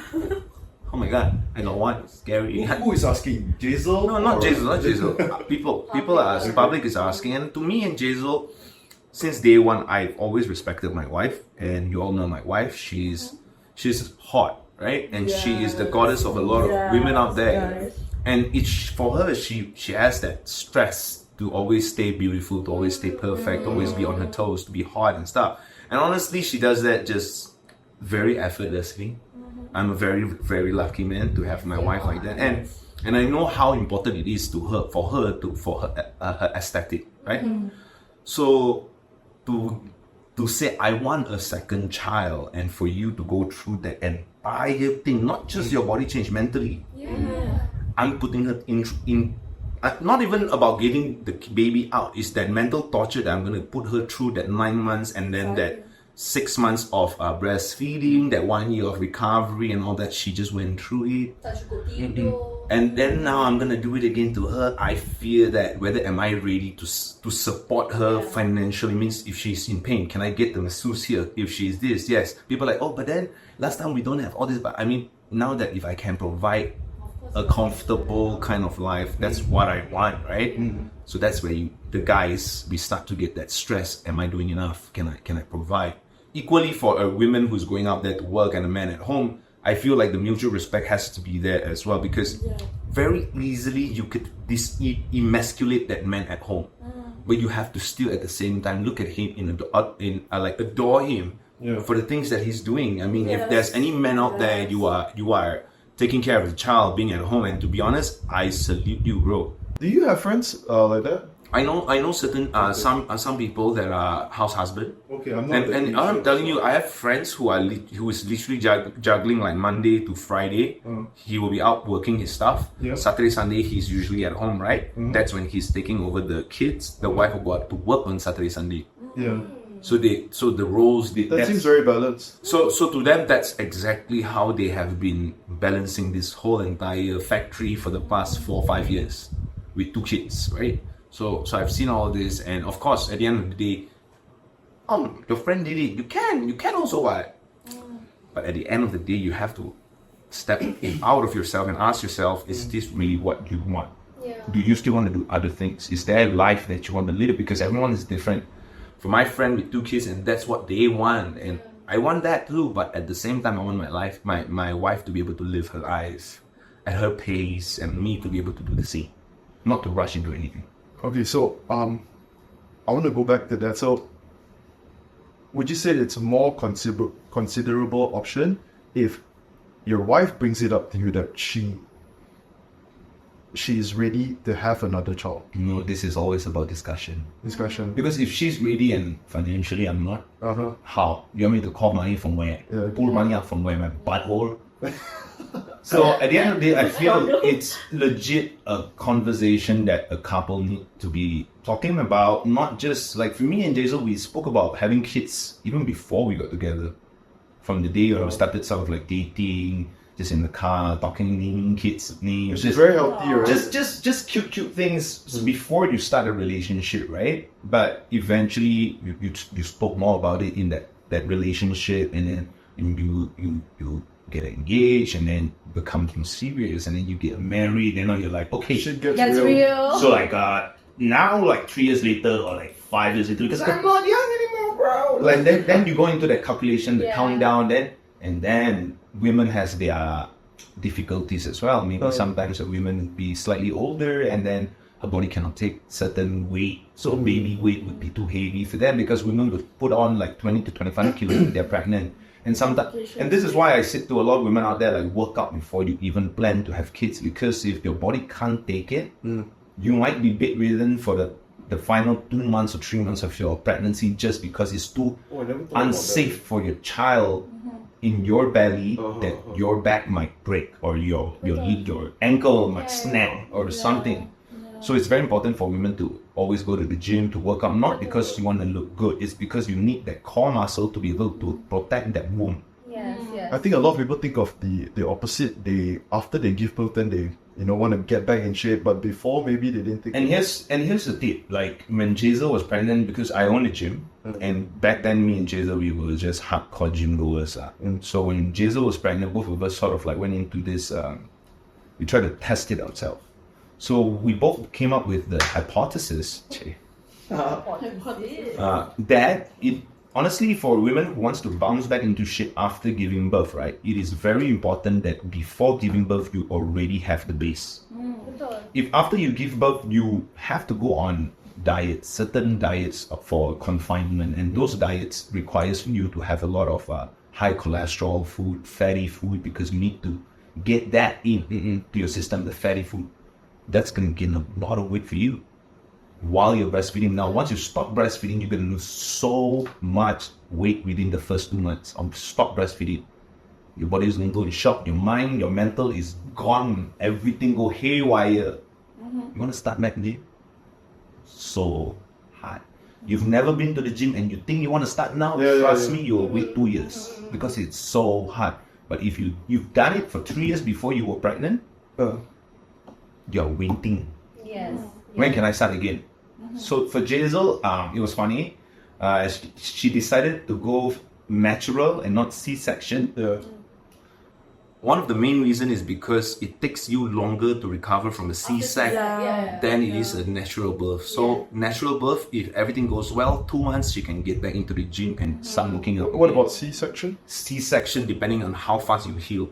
If you recover and then suddenly out of nowhere you have infection, then you take 6 months, then sometimes you take a year. And because it's right there, anytime you go into a core, you do a squat, you put pressure onto your core and that might bleed. And once you stitches bleed, might open and stuff.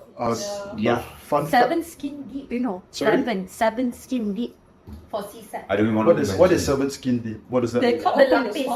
7. Our epidermis layer, there's Yes, sir. 7 of them. Yes. I was in the operation theater when my daughter was being Very particular. she was coming out. Oh my goodness.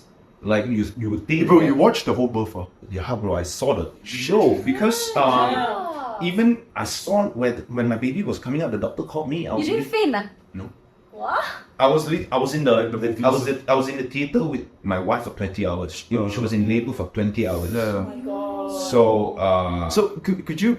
It was funny that you're the one explaining all of this, not the girls. But so what actually does labor? Like, can you define labor? What do you mean by a woman's in labor? from the time her water break, Yeah. right? So Jazel's water broke at about 3:30 in the morning. So I rushed her to the hospital. We reached there about 4:30 in the morning. So checked her in, everything. She got in by 5 on bed, done. Sorry, was this due time or a week before It premature? was literally like around there. I think we were like at our 39th week already. It's supposed to be how long? About that, about 30, A few days, just a few 40 days. weeks means right. right. 39, 38 is great. 36, 35, 37 days a bit too early. Yeah. So I think I took a nap at 6:30. I woke up 12:30 thinking we're ready. I woke up, Jazel was asleep. I was like, how many hours passed? Why haven't What about the few days leading up to it? Like, does the baby move more active, something like that? Is it Not really, because the baby has been in there for 9 months. Talking about babies, guys. The baby has been Dude, there and it's him talking about it, you know? Not you. I like it. I think I'll just cut straight forward to the juicy part, right? When the baby was coming out, right? So the part where people are most afraid of, they always say, is when they see blood. So at this point, I think I told the story a couple of times. My baby, before coming out, the doctor actually explained that my wife had to go for a C-sec. He said because it's dangerous right now, because the baby, first thing is Jazel wasn't fully dilated yet. So the doctor said Dilated means open up. you have to go up to 10 centimeters for the baby to come out. So for the first 14 hours, Jazel was at 260 and It's just way behind her. yeah, so it was like, man. And the doctor came in, the doctor said, okay, your baby has her hand around the neck and the umbilical cord is wrapped around. That's the typical way, and that is dangerous because if the baby comes out, the thing lock here, suffocate, right? So that's when we got worried. Then the midwife helped to adjust, managed to put him to the position, and got Jazel managed to go for a natural birth. As the baby was coming out, the doctor was doing his thing. I was next to Jazel, holding her hand, telling her all the kind of stuff. Doctor was like, Daddy, come over here. I was like, what's up? I walk. I remember, imagine Jazel's lying down here, and I was just looking at him from her leg. Her leg was bent like that. I just peeped over. He was like, come closer. I was like, yes. I went in and he's like, look. Oh my god! He forced you to look. He literally, when he pointed at that thing and he was like, here, this one just now, I was explaining to you, the umbilical cord. Can you see your baby? Yeah. Your hair went in. the bag, everything was still intact. I can still see the whole entire placenta covering my daughter. My daughter still haven't breathed yet because it's still inside. They haven't popped up yet. Yeah, that's all I wanted to show you. Now we went back to Jazel. Baby, you got this baby. Because for me, I just wanted to cut it off and tell myself like, this is something that a man will never go through, giving birth, right? And Thank God. the only thing you can ever go through is being there with her. Yes. This was also after COVID, and we were worried that I couldn't be in there with her. So thank God at that moment when we were giving birth, I was able to be in there with her throughout the entire thing. So that whole entire experience was something for me, and to see baby out, and then I was the one who with the nurse brought baby onto the bed, and then I saw her first, and like, that's my baby. And then now to see her 2.5 years old, like, man. Bro, in her words, I know you've asked her, how did Jazel describe the pain? Like most mothers will tell you, after your baby is born and your baby starts crying, and then you start feeding your baby for the next 6 months, breastfeeding her, you forget Oh, so she... entire experience. Okay. You forget, and then that's when a lot of mothers, they start to miss that feeling of the baby in their Let's do it again. belly, and then they want the kid again. Yeah. So that's why there's a lot of different people. But at that moment, she's like, what the fuck am I doing? Or like, this is so... Literally, I she's can't... fighting for her life. Yeah. Like, But at that moment, she's shouting, of course. of course she had to push, but because she had to take the epidural. So epidural, you cannot feel. What is anything. epidural? Sorry. Epidural? They'll and epidural, right? Women will have this back pain for the rest of their life. Is it a painkiller? No, bro, it's a needle this long. The needle is this long. Why do they do Oh my that? God. Because they have to go in through your skin into your backbone. They have to inject your backbone so that your entire, it's like anesthetic anesthesia. Your whole entire lower body will just go Numb. numb. Oh, okay. So when Jazel was giving birth, when the nurses and the doctors say push, she was trying to push, but she don't know how it feels because she cannot feel. You can't feel anything. So she can't feel anything because she went for that epidural injection. Okay. So my mom, right? All three of us, right? Got 3 boys. My mom had 3 boys. All 3 of us were premature. So what she told me is every single one of us, she didn't feel anything when she gave birth. So it had to be due to the fact that we were small, right? Usually, not also. I asked my mom before actually. I had to, my brother was slightly tougher for me. She said I came out and just. Are you the first? I'm second. I'm second. middle child. But what is like? Were you ripe or were you premature? I think I was right. I was premature. I came out 4.5 kilos. And she said she just didn't feel. No, I was 4.5 kilos when I was born, bro. Is that huge? huge? It's like 10 pounds up. No, that's Wait. Yeah, that is huge. That is huge. 4.5 kilos. damn. My daughter was 2.8 kilos. She was that size. I was 4.5 kilos. My mom told me at the theater with all the other babies, I look full grown next to all of them. You're a huge baby. I was huge. My brother was born in a car. What? Damn. Yeah, share more. You dropped the ball. Really? Share more. Y'all, I didn't want to get out. The doctor have to vacuum me out. I was so diggy, I didn't want to come out. So they They had do to that? vacuum me. Yeah. If the I baby is didn't stuck, yeah, they had to vacuum. My daughter was also vacuum. Vacuum. She had the vacuum, so when she came out, she looked like alien. Oh my god. Over Then here. So she there's was something saying- on top, like, Yeah. pull it They out. vacuum from your head lah. And as a first time parent, I was so afraid that her head would never grow back. Everyone was like, no, don't worry. Every day I was like, baby. But then I have an older generation like, you just keep rubbing the baby head. Is that true though? You think by rubbing the skull, somehow magically your hand can sculpt the head, right? Like, wow. I didn't do that. Very like soft, right? Now, There's, like, thank that goodness, stage. Jade grew up, her head all shaped nicely, a beautiful, pretty, naughty girl. Okay, how long did it take like for you to go back? I think by 6 months. Okay. 6 to 8 Oh, months. no wonder, now I think about it. Okay, I didn't realize, no wonder some babies, is a bit, what do you call that? Just pushed down. No? Yeah. Clearly, Yeah, I you don't didn't know much realize. about pregnancy. Of course, nothing. Yeah, sure about you. Is my head lonely? I don't know much, but like my mom told me that her water broke, and then my I don't know whether like I can remember freely, but my dad wasn't there or something, and then she was like rushing to the hospital, and then she can't like Oh, she take was it on the anymore. way She was up. like, okay, it's coming, and then they had to like stop in the middle of the road. Who was with her? I think she was alone. What? Was she alone or with my dad? I am Okay. not sure, but I just remember that she told me. Yeah, but some she people, can't take it and she just even came out. like, sorry to say that, some cases like girls are 16, 15 years old, they just give birth just like that in the toilet. Oh yeah, Yeah, wait, and then sorry. the baby Oh, yeah, went yeah, Yeah, down. and yeah. Shit. So for some adults, susah gila. But why? So Is it a it reason why? depends. It depends, I think. Okay. Like some people just easy pop like that. Yeah. Or some people struggle. I see headlines like that in the news. Like a girl thought she's taking a shit and then the baby Yeah, comes out. yeah. Like Yeah. some, they don't even know that they're pregnant. Yeah. Yeah.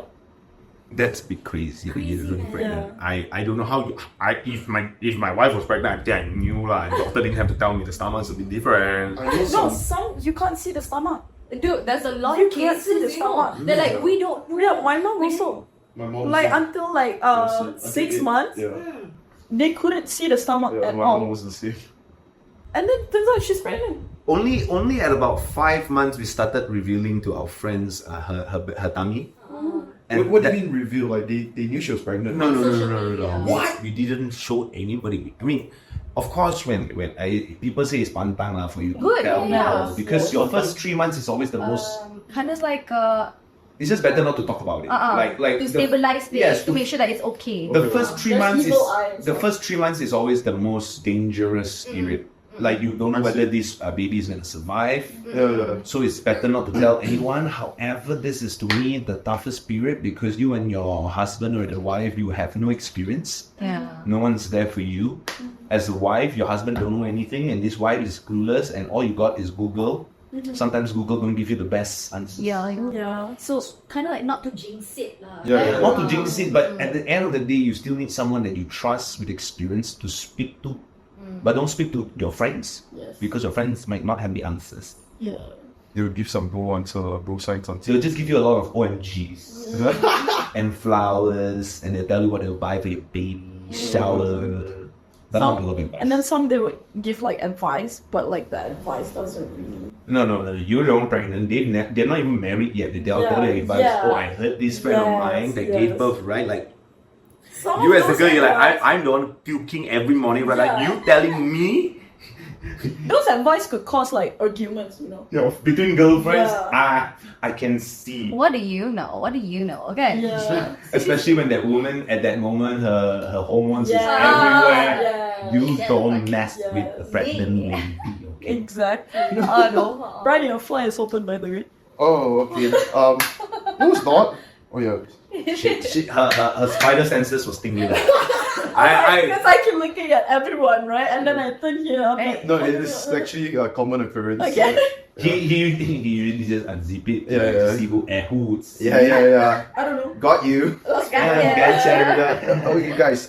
Really partner heavy so far. The topics come. Let's talk about. Wait, This- before you jump into that, I have one question Yes, about ma'am. pregnancies, right? When you guys got married, or if you want to have babies before marriage, whatever, right? If the doctor comes to you and like during labor, and the doctor comes to you and asks, you have to choose either your wife or your baby. Which one are you gonna choose? Yeah, so Yeah. like you can either save your wife or your baby. You can write it. Yeah. Which You can one say would your you- wife or your baby. Yeah. Depends, maybe the wife was being a bitch the last few how many years, Of course, Don't it get depends, married right? to him. Do not get married to him. Okay? That's a sign. Dude, what the- That's the answer. what the- Do not get married. What if you know the wife is bad mom and then, I have to pick, right? And then the baby is still fresh, you can mold him however you want. Let's say you Yeah. have a really good wife, very loyal, love you, take care of you so well, and then your baby, your Zuriat, but then you don't know anything, right? This baby also didn't Oh, then I think- to you also. Then this goes so deep into the abortion issue, right? You know what I mean? No, like, Except this is a full grown baby. don't have to go so deep. Yeah. This is a very simple question. I can answer. People asked me before. Man, Serious? I very fast answer. No need to think, man. I'll save my wife.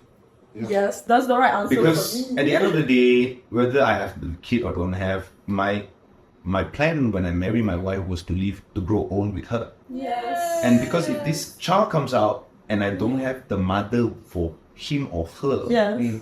that's unfair to that child. Exactly. And I'm unhappy my whole remaining of my life because I lost my soulmate. yeah. And if I'm not a mentally strong man, I might blame my child for it. Yes. And that child is gonna grow up Totally. with daddy issues, without a mom.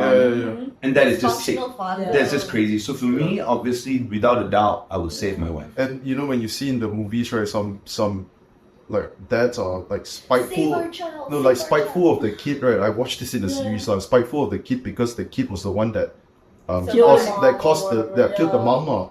Yeah. So Yeah. good answer, man. And yeah, definitely I'll pick my wife as well. Oh, Yeah. okay, now you think about it. No, But but what if yeah. your wife is like, please just save our child? No. No. We're not together. That- Yeah, I didn't make a at promise all. to the child. I made a promise to you. Yes, Yes. I mean, no doubt, Yeah. it will be a mental torture because you lost the child. Yes. You will yes. blame yourself for the rest of your life. Yes. But if you lose your wife, let's say you've been with this person for 10 Yes. years, right? You literally cut the half. You literally lost half of you. Brother, Yeah. count them. Be so deep, man. Yeah. Yeah. Okay. Question. Yeah, okay. Guys. But like, Yeah, so really partner heavy so far. So now let's talk about like friends lah. Okay, we all got circle of friends, you know, whether we're close or not close. What happens when you find out like your friend is cheating on his partner and you know the partner, both of you are equally good friends. You know, you're equally good friends with the girlfriend and the boyfriend, the girl and the boy. So what's your call to action? why? Yeah. Who wants to go first? I don't know, like me personally, Yeah. it's kind of fucked up the way I process things. Isn't maybe because like my experience with men is just like shit, you know. So like Me too. when my female friend cheated, I'm like, she must have a reason. You go, girl. But when a man cheat, I'm like, Fucking he's a douchebag. piece of shit, you know. But at the same time, cheating is still cheating. It's still bad, Yeah, okay. you know. It's still unacceptable. Okay. But still, I would just like, maybe you have a reason. Man's asshole. Yeah, men, because like usually men cheat without feelings. So it's just like fuck. For That's women, true, yeah. it's like with feelings. Attachment. You're right, you're Yeah, right. it's attachment. So like she must have a reason. But why it's she not. loses interest. We're not condoning Yeah. cheating. We're not condoning, Yeah. of course. But still, that's just how like I feel. So Based on experience. So we're talking about really close. But let's say you are not super close lah, okay?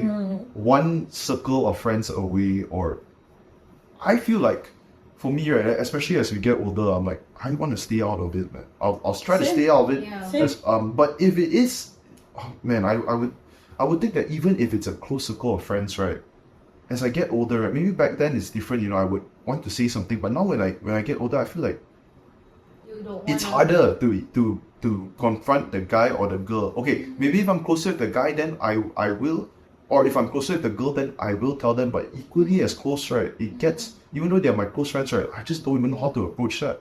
I would probably just keep silent. You know, I don't know whether that's the right thing to do, but yeah. I mean, true. And say it's an adult relationship. You don't want to. Exactly, we're all adults. Yeah. Yeah. Yeah, imagine if you come out and you're like, hey, I gotta tell you something, blah, blah, blah. And then the girl is just like, oh, I know. You don't have to, like, get involved in our relationship. Then you feel even worse. You're like, I'm trying to help you with your relationship. Yeah. But then you just feel stupid. So You get to don't want to be the cause of the separation, right? Definitely, and the moment you spill the beans, right, you lose friendship with the Yes. person. Straight away cut off already. Yeah. Through my adult experience. I'm sure you have a lot of experience on this shit. Tell us. Yeah. I'm one who don't judge whatever people do. Yeah. So I, like you, I grew from, you know, when you were younger, so much energy, you see some things, So and much you talk talk about about it, and then eventually when you grow older, you tend to just, you've seen so much that if you see something, It's not shocking anymore. it's not shocking, Yes. you know, whether if Yeah. it's new or you don't know, right? Until someone asked me, Dennis, I'm going through this right now. What do you think? Now, I've gone through this with a lot of people before. Yeah, Actually, a lot of people come to me with all their issues like that, and I'll try to see, Me too. as an elder brother, what can I help them with, right? And I usually go very blunt, very straight. but would you out the person? I'm sorry. I won't out the person. I literally will tell you what the fuck you're doing. Like, what the fuck? Like, if you're doing it wrong, I'm literally going to tell you. I'm not trying to side you. Like, if you want to fuck around and you want to play with them, you know what you're doing. Yeah. So if they come back and fuck you back, and you get shit, bro, I'm literally telling you now, right now, that 2 months later, I will come back and just tell you, I told you so, yeah? Yeah. Just so you know. Yeah. I've got friends, girls, younger than you, probably came to me and asked me certain questions and guide things and stuff. And of course, being girls being young, they want to explore, they want to do this. And at this time and age compared to my time, girls these days are wild. Yeah, they're wild. I'm mind blown. I'm like, dude, like guys are scared of girls. I can't brain that. You have to understand, I cannot brain it. Like back then, I was keep thinking, how do I talk to girls? So Yeah. I have to talk to girls. You haven't even say hi, they like, I don't buy from you, kacang tambah. I'm not selling kacang dong. I just want to know what's your name, nice to meet you, I'm Dennis. No. But now the girls are coming up to you and be like, hey, you want to go back with me tonight? I wanna buy you this." Very fun. The confidence. Guys are coming to me like, bro, I just went out with my friend and then I walk into a car, suddenly a girl came up to me like that. I'm like, wait. Then I look at the guy, I'm like, wait, hold on. Reverse. The question I ask you first, is that a problem? No lah, but what? But what is the problem? No lah, they all, I don't know lah. I'm not that type of guy. I'm like, genuinely, bro. Exactly. You know, like, it's kind of funny. shy. Guys would say like, oh, why don't like women make the move first and everything? When when they they find do, that type of woman, they're like, I'm whoa, whoa, scared. whoa. It's not about whether the girl do the make the move. I feel like guys are. Bro, it's just a matter of, is she hot? Is it about like ego thing? I feel like guys these days, because I'm not trying to say that they get their girls easier, because girls are more upfront nowadays. If I don't like you from day one, I'm gonna tell you, bro. Yeah. Yeah. You just bro that guy straight, right? Like back then, we invented friend zone. Like the word friend zone was invented by my era. So before that, there was no such thing. And then eventually, through experiences, I've seen girls, we call it toying around with boys. I'm not dating any of you. Master the craft. Yes. So when I tell girls, like, if you want to do this, don't get hurt in the end. Yeah, because whatever it is, women is very emotional. They get attached very fast. Hey, but nowadays with the new generation, no. Yeah. yeah, They don't get still, attached, you But- know. but- It's scary. in the end, But the- they would feel some sort of way. No, but the ones that The Gen don't, Zs. the ones that don't get detached, they are a bit fucked up already. Already? Girls, Yeah. they are a bit fucked up already. And when some men did say that women can never be emotionless, right? Yeah. But I In can this tell you generation, these days, I don't know how they're built, what they're eating, or what they grow up reading or watching. They legit can be like a man and just cut the emotion off. Yeah. They don't even need men's emotion. I got Wait, you're talking about girl, right? girl. Yeah. I have no time to deal with men's emotional insecurities. I am a woman. I have my career. I just want men for whatever they're good at. Don't come and complain to me. I'm like, Because whoa. like back in the Sorry? for me, I think like because back in the day, all they have is their man, their family, if that they built a family, right? Yeah. So the only thing they have to worry about is like nurturing the child, Yeah. taking care of their man and everything. So that's why they're like, oh, I can't live without my man, blah blah blah. But now they have their career, they have something You else to think about. And women, Yeah. it's not about women empowerment to me. It's Yeah. just like I said, Opportunities. the internet has grown. Yes, society Women, has changed. society has Yeah. changed. Women eyes has opened to Yes. the world and the possibilities, right? So let's They say, have their own rights and everything. You know, most creative people, a lot of them behind the scene are women. The women running the show, men are more technicals and stuff like that, right? So women are more, they're taking charge now. Right, they're coming in, they're directing, they're producing, they're doing, and it's not about taking the man's job. To me, how I see it is, they finally just believing it in themselves and just Find their purpose. Like it's not about like I want to challenge a man, and that's not how I see it. How I see it is, they literally like all human beings just sat down one day and said, "I have a dream. This is what I want to do. That is my goal," without thinking about sex, gender, age, or whatever like that. So I feel like nowadays the opportunity for us as society is there, regardless of gender. I feel like when like growing up, right?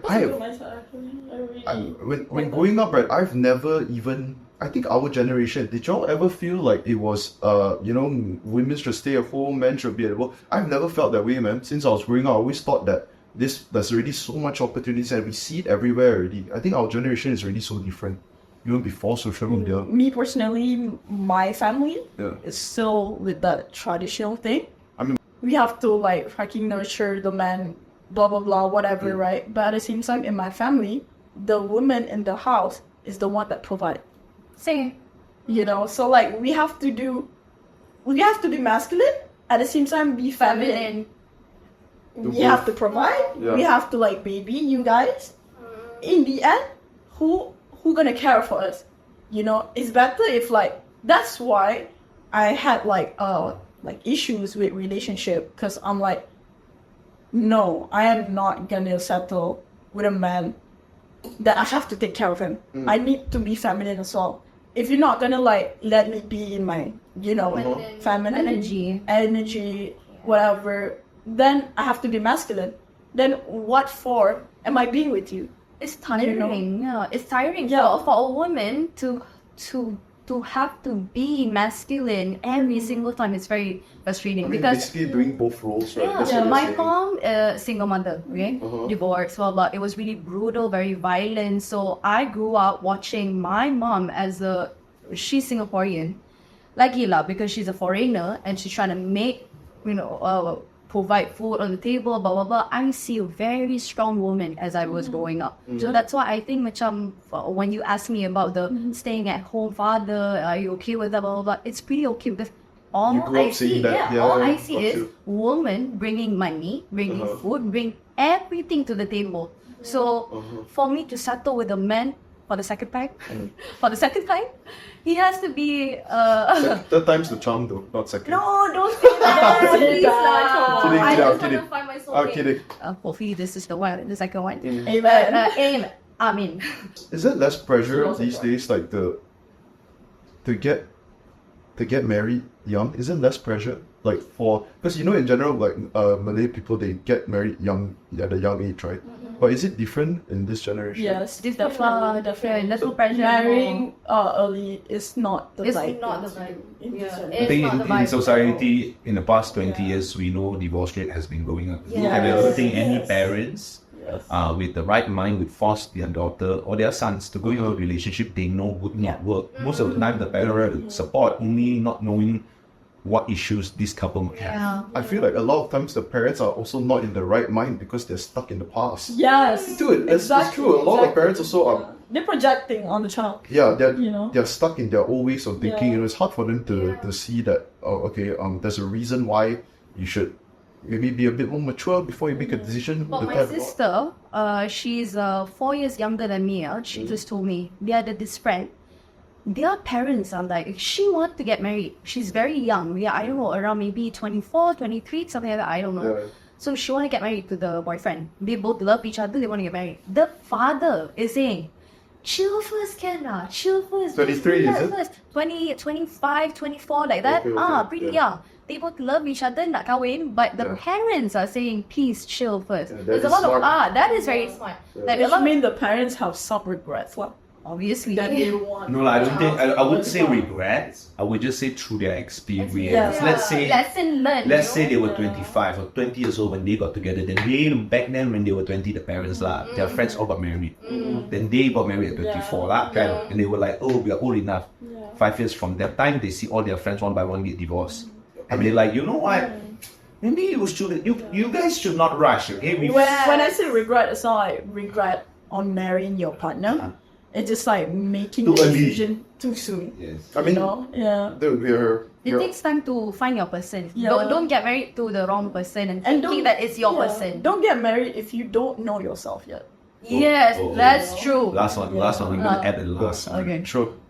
Don't think that the person that you're with is the last best person you can ever find. Yes. Because nowadays, like back then when I was young, you would think that when you meet this one girl or guy, you think that this person is the best, you can never find another better than this. What if I break up with this person and I'm gonna stay with myself and I cannot find a better person, right? All I can say is, if I always explain this to my friends, right? The one who feels like that, I would say, if I were to place you in Australia right now, in the next 2 years, you would call me, oh bro, I'm with this girl for 1 year already. If I put you in Taiwan, you can't speak their language, I am very sure you would find a partner at that point in the next 1-2 years. Yep. Then you were telling me, oh, I found my soulmate. Oh, how? Yeah. The plan was never for you to find your soulmate in Taiwan, but you went to Taiwan and you found your soulmate. So it's a matter of, at that place and time, where's your mental state at, where's your mentality at, and when you meet that person, how really are you guys to commit to one another? It could always be about a person inspiring another person, just coming together and they just build this beautiful relationship out. It's all about inspiring each other and just be positive. I always believe don't go in and just be negative, because the world around is so negative. You want to try to come home to somewhere you can build positivity and love and cultivate that together with. Facts. Like I think we talked about this before. Like, does the one exist? And then I said that. We talk about this. Yeah. Does the one really exist? And I said, like, there's no such thing as the one. There is. Oi. No, I remember when you asked me and that, we're like, no, see where I am now. Okay. Oh my god, yeah. So I also wanted to say this. Okay, yeah, so yeah, does the one exist? There is no the one, and there's never been. There is the ones, because how many people do you take the time to actually meet and like take the time to actually connect with? And like Dennis said, your state of mind at that moment, like where you are in life, are you ready? You know, how many people do you actually meet? How many people can you date in your lifetime? It's not many, man, compared to how many people there is in this world. We're all above the age already. Just simple question, like just now we're talking about getting married young, right? How many people do you all know got married under the age of 25 and are not together anymore? So many, bro. You know one only. I know so many, man. A lot. I'm not even... Including me lah. I don't know why you are laughing at yourself, but that's pretty funny. Yeah, but I know more than 5 really, at least, you know. I mean, like I'll bring back to like responsibility, commitment, and all that. It's easier to end a relationship right now than to work it out. Yes. It's very, very easy. You just said you're gonna, like end things. Start fresh out. Like that. I wouldn't say my relationship with Jason has been beautiful and roses all the way. We are like every other partner. We all through all our ups and downs. We have our crazy fights. We have our moments. But at the end of the day, I always tell her, since when we started getting together, I would always remind her, whether we are arguing right now, you hate me right now, I just want you to know that I love you and I still love you, right? I would always try to reassure her that, because I know that's very important. Because going through all my previous relationship, I learned that even when I'm arguing with you, yes, I might say that I hate you, but no, I actually still love you. So now that I learn about that, I don't want you as my partner to think that I'm fighting with you right now, that I don't love you, because you will go straight into that. That's the first thought hits me right now. You don't love me anymore already. Before that, I'd be like, no, I love you. It's just that we're arguing right now. We'll get back to this. Let me go and breathe.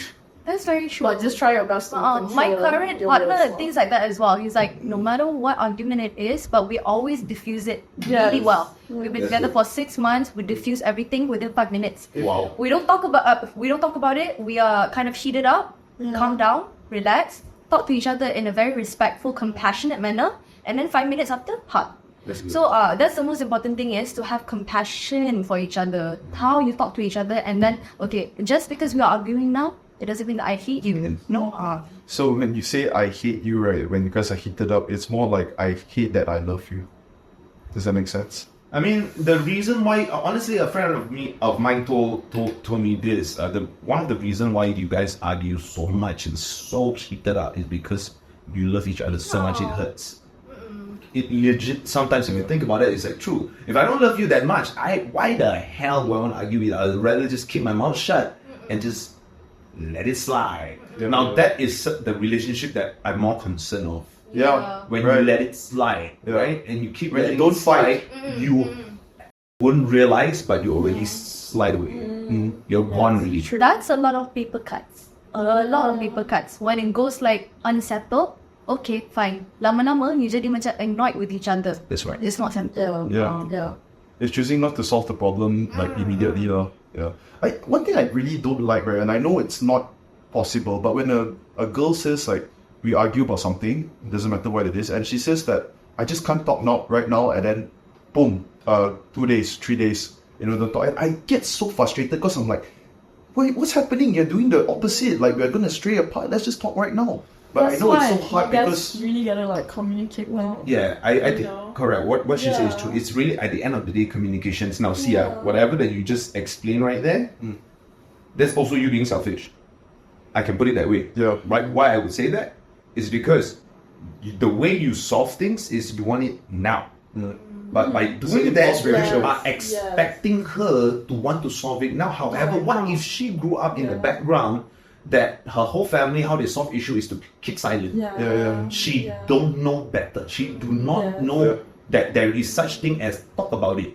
My mother and father has never talked about it. I was scolded my whole life if I want to talk about it. So to her, the easiest way was to shut herself for 3 days and come back and say, sorry, it's my fault.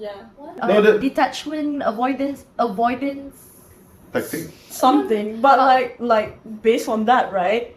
My parents is like that. They always give silent treatment, right? That's how they solve problem. So like me as a child, I'm used to like silent treatment. That I start to develop like The same thing? I always like when I was a child, like, am I wrong? What did I do wrong? I'd keep on pushing, and then that person who used to like distance, right? Silence, they'll feel fucked up. They can't think. You're being pushy and everything. And then they're gonna react the way that they don't even mean. So you're the opposite of your parents, that's what you're saying. At first. Then I grew older and I start become like that. I'm like, okay, this is too much. It works better. I have to go.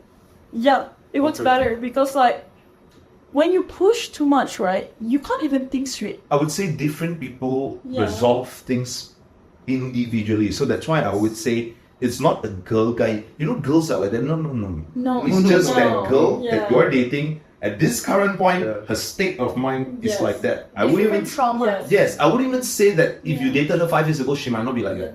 But who knows, 2 years ago, there is some issue that she heard of, that she faced, that would change the way she think about you as a man, generally. Not even an issue with you particularly. It's not you. It might just be general thought about men in general, that she just had this insecurity about that grew in her in 2 years' time, and now she's unleashing it upon you. Yes, it is selfish for her and it's wrong for her to do that. It's very wrong. But sometimes, if you're in a relationship, this is why I said sometimes it's better to talk about it and to work it out. Maybe some guys, it's better to just go and ask her like, hey, if there's an issue with me, shoot me. But if it's not with me, don't use me as a punching bag. You can talk to me about it, but don't scold me. So sometimes I can see sometimes girls, they get emotional and they attack a guy, but it's not his problem, it's just a general guy thing. All guys are like that, all men are like that. All men could use that on girls as well, all ladies are like that. And then you will feel fucked up, right? And the other party that received that, you're like, yo, I didn't do that, what you saying? Or you're the same. Even when you generalize it like that, you make the other party like, then I don't need to talk anymore. There's nothing for me to say. There's literally no space for me to even share. Then the person, immediately you said that and you go, correct, then don't share because you know you're wrong. So to avoid all that, it's always about communication and understanding, and also understanding what you want, because if you don't know what you want, you go inside there, you're clueless, right? Both of you are clueless all the way, right? Then you'll just fight because miscommunication is so crazy. Who is this? Who is this? Who is this? Someone in the past, I guess. Oh, someone in the past. But I can speak on behalf of her because I understand this. It's avoidance now. I have that trauma as well. Back in the days with my So actually, a few people. So some people just don't know how to interpret, and then they have to digest for a few days before they So come you're back. similar. I'm like that. Okay. When I have Not arguments, blah blah blah. Not surprised No, why. not surprised. So when I have like those kind of intense moments, it's so overwhelming. I don't want to talk about it. I'll just get myself out of the equation. Leave me be for a few days. I want to digest, and I will talk about it after with you. But my responsibility as people who have trauma for avoidance again, our responsibility is to tell the other people, I'm not okay right now. I need time please give me time. We will talk about it later. So her fault also because she didn't communicate with you. She Saying that, hey, because I'm not right in the mind right now. Mm. I think I need space. I need to think about this. Yeah. And then we'll come together again and speak I about think it. I did know that. Of course, I understand when she says she needs space. Yeah, she needs space. Yeah. But also, when I'm more immature, I like what Dennis says. It's an impulse. I want it to be solved now. Yeah. Because you know, when you're fighting with your partner, there's a cloud over your head. It's like raining the whole time. You just don't feel right. You cannot do anything. So I want that thing to go away. Yeah. Right. So obviously, I want to solve it, but it can't. Yeah. Actually, a lot of boys macam tu. They want to settle everything right now. Yeah. It's For me, a lot of right girls. now. For me, a lot of us, from my Yeah. experience. For me, banyak. A lot of girls that's fun solve it now. Yes. Oh. For the guys is the one who's like, hey, because like I gotta think I never heard a rational. girl. I never heard a guy. No. It's to me, it's equal. That's why I said every time it's not about the gender, it's about the person. Yeah, It's true, the person's true, personality, the person's value, the person's upbringing. It a lot to do with where this person that you're talking about grew up. Yes. Because sometimes the person's like, hey, this person don't know anything. It's not they don't know anything. It's that they grew up with very little. Yeah. It's not that they are stupid or dumb. It's that they don't have they don't know what they don't know. I always say this: they don't know. They what don't know any better. And you can't expect them to suddenly one day, hey, you should know about this. How to suddenly know about this when I don't know about it? Basically, like common sense is not common. So if you're living with a dysfunctional marriage, example, okay? So that is the example that you see because your parents don't talk to each other. So that's how I deal with it. Yes. You know, I don't want to talk Yep. about it. I just want to run away. Yeah. But then after that, I took the time to learn about myself. I'm like, you know what? It's very irresponsible for me to just expect the boys to know that I need Yep. time. So with my current relationship, I just get an idea. If I'm mad, I need time. Maybe 1 hour, 2 hours, and we'll talk about it after. But you, what think did you do after that? Sorry? What did you do after that? Jump into it and then let's just settle it now. Is it? At first, I mean, yeah, I did that. Then eventually I understood, that I can't. It's like what Danny said. Eventually, maybe 2-3 days later, surprisingly, she actually came and said sorry. Yeah. So it shows that she needed to stabilize her emotions and think things through. Yeah. And also like what you were saying about you follow patterns of how your parents handle issues and all, right? And then the moment as you start to mature, I think a key point is when you realize that your parents are not perfect and they are far from perfect, and then you realize that I don't have to do the same thing, so I don't have to react the same way they did. You have to cut the cycle. Yeah, The generational Generational bullshit, you know? Like, I don't want to be the same. I don't want to have that same unhealthy, toxic communication between me and my partner. So, kita dah nampak a lot of example. Why are we repeating it again and again? Okay. So then I jump relationship after I've been divorced. And then I took my time. I'm like, okay, I want to stop all this crap. I need to fix myself first. Because it doesn't matter man or woman. We can be toxic as well. So you have to realize your toxic trait also. So I had to mirror myself. That's why I say a break in a relationship is a must. But like the Respectful way. for like your own mental health, for your own understanding between like you and your partners, right? Your niat has to be right. Your niat has to be right. So just now you said you have all access, right? So during the break, you still have all access. You know what I mean? Like a break, you won't see each other. I don't have access anymore. If you're watching that, Cut that I don't have access anymore. Yeah. It was so toxic. Okay, that's the funny thing, because like before the start of it, I was the one who was like very pushy.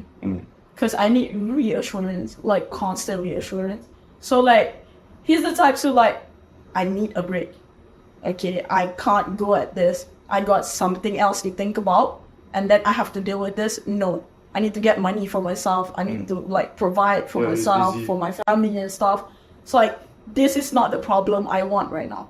So like, let's talk about it once we're okay.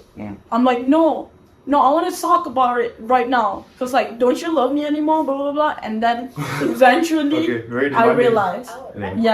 Eventually I realized. They're the opposite of D. Yeah. You don't need At first, but now I'm like, hey, whenever we argue, I'm like, you know what? Yeah, you're right. You have your space. I'll have my own. Let me reflect onto myself as well. What I did wrong and stuff. And you can breathe Yeah. better, Yeah, and then let me think about what you did. Was it really wrong? Was it like unforgivable? Then you can have like a clear mind. If not, you just gonna be pom like that, and then you just agree that go to shit. So we were talking about generational trauma, right? So generational trauma derived from usually just behavior in the household, your parents all. There was this really interesting this scientist, is it scientist or psychologist, or Dr. Gabor Mate? Yeah, so he went on this Joe Rogan podcast, and then he was talking about how there is no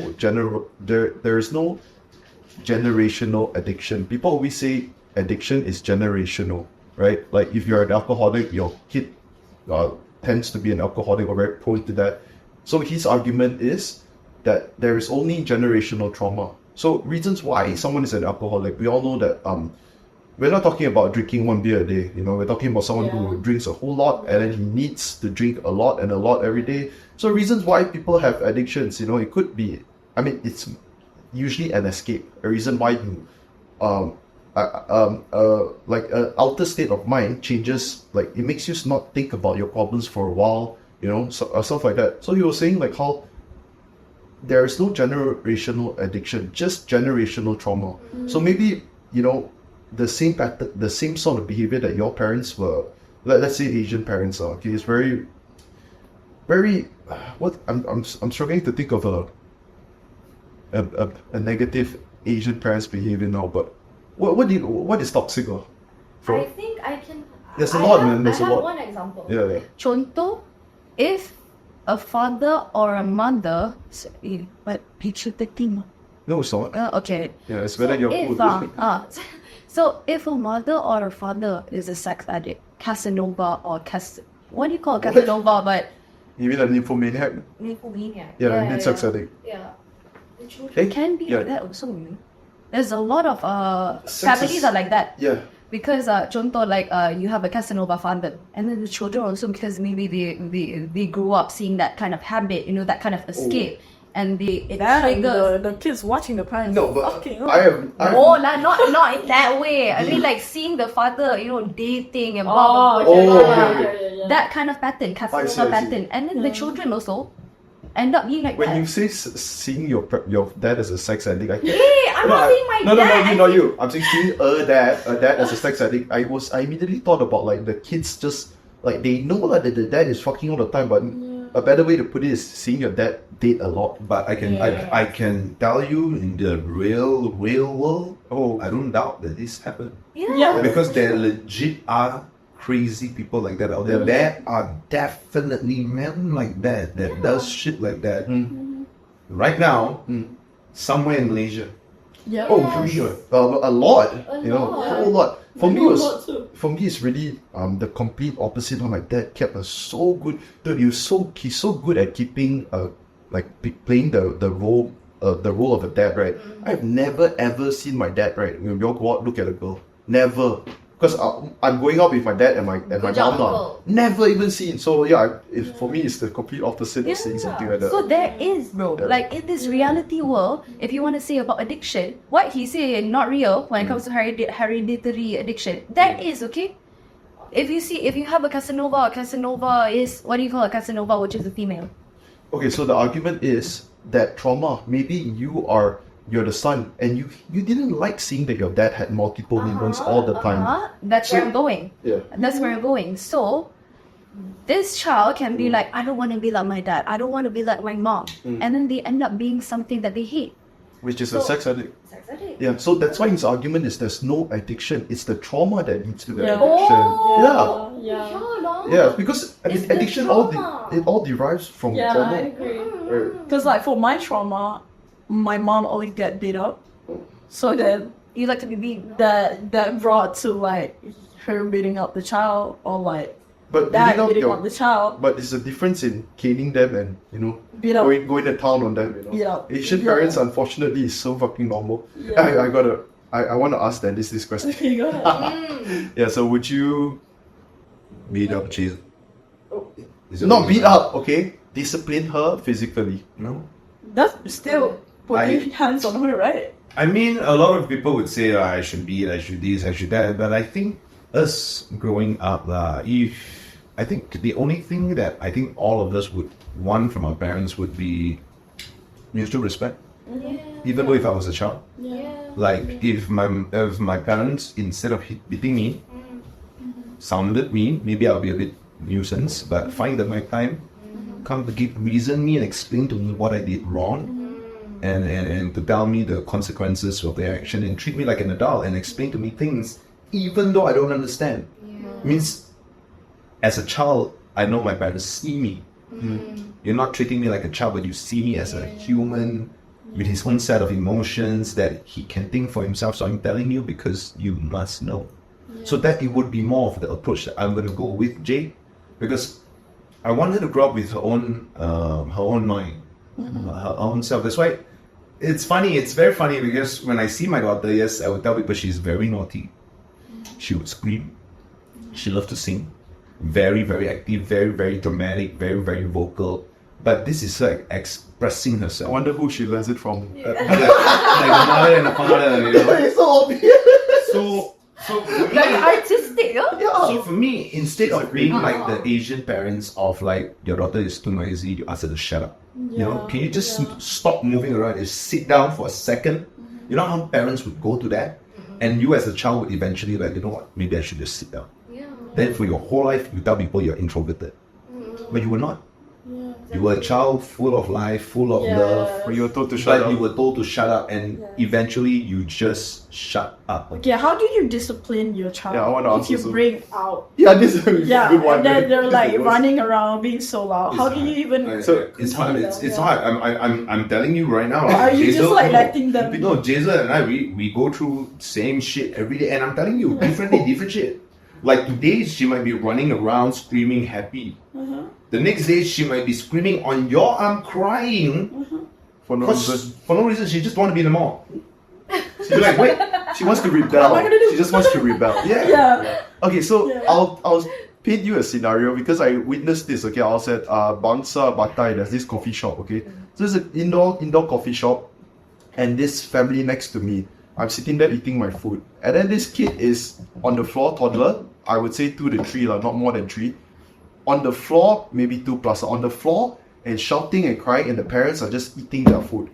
So I thought like, damn, if I'm that parent, right? It's so like I feel like that's the right thing. They should eat, but also on the other hand, you're being a nuisance to the public. It was a packed coffee shop. So how would you go about it? I think you've probably had that before, is it? I mean, my nephew is like that.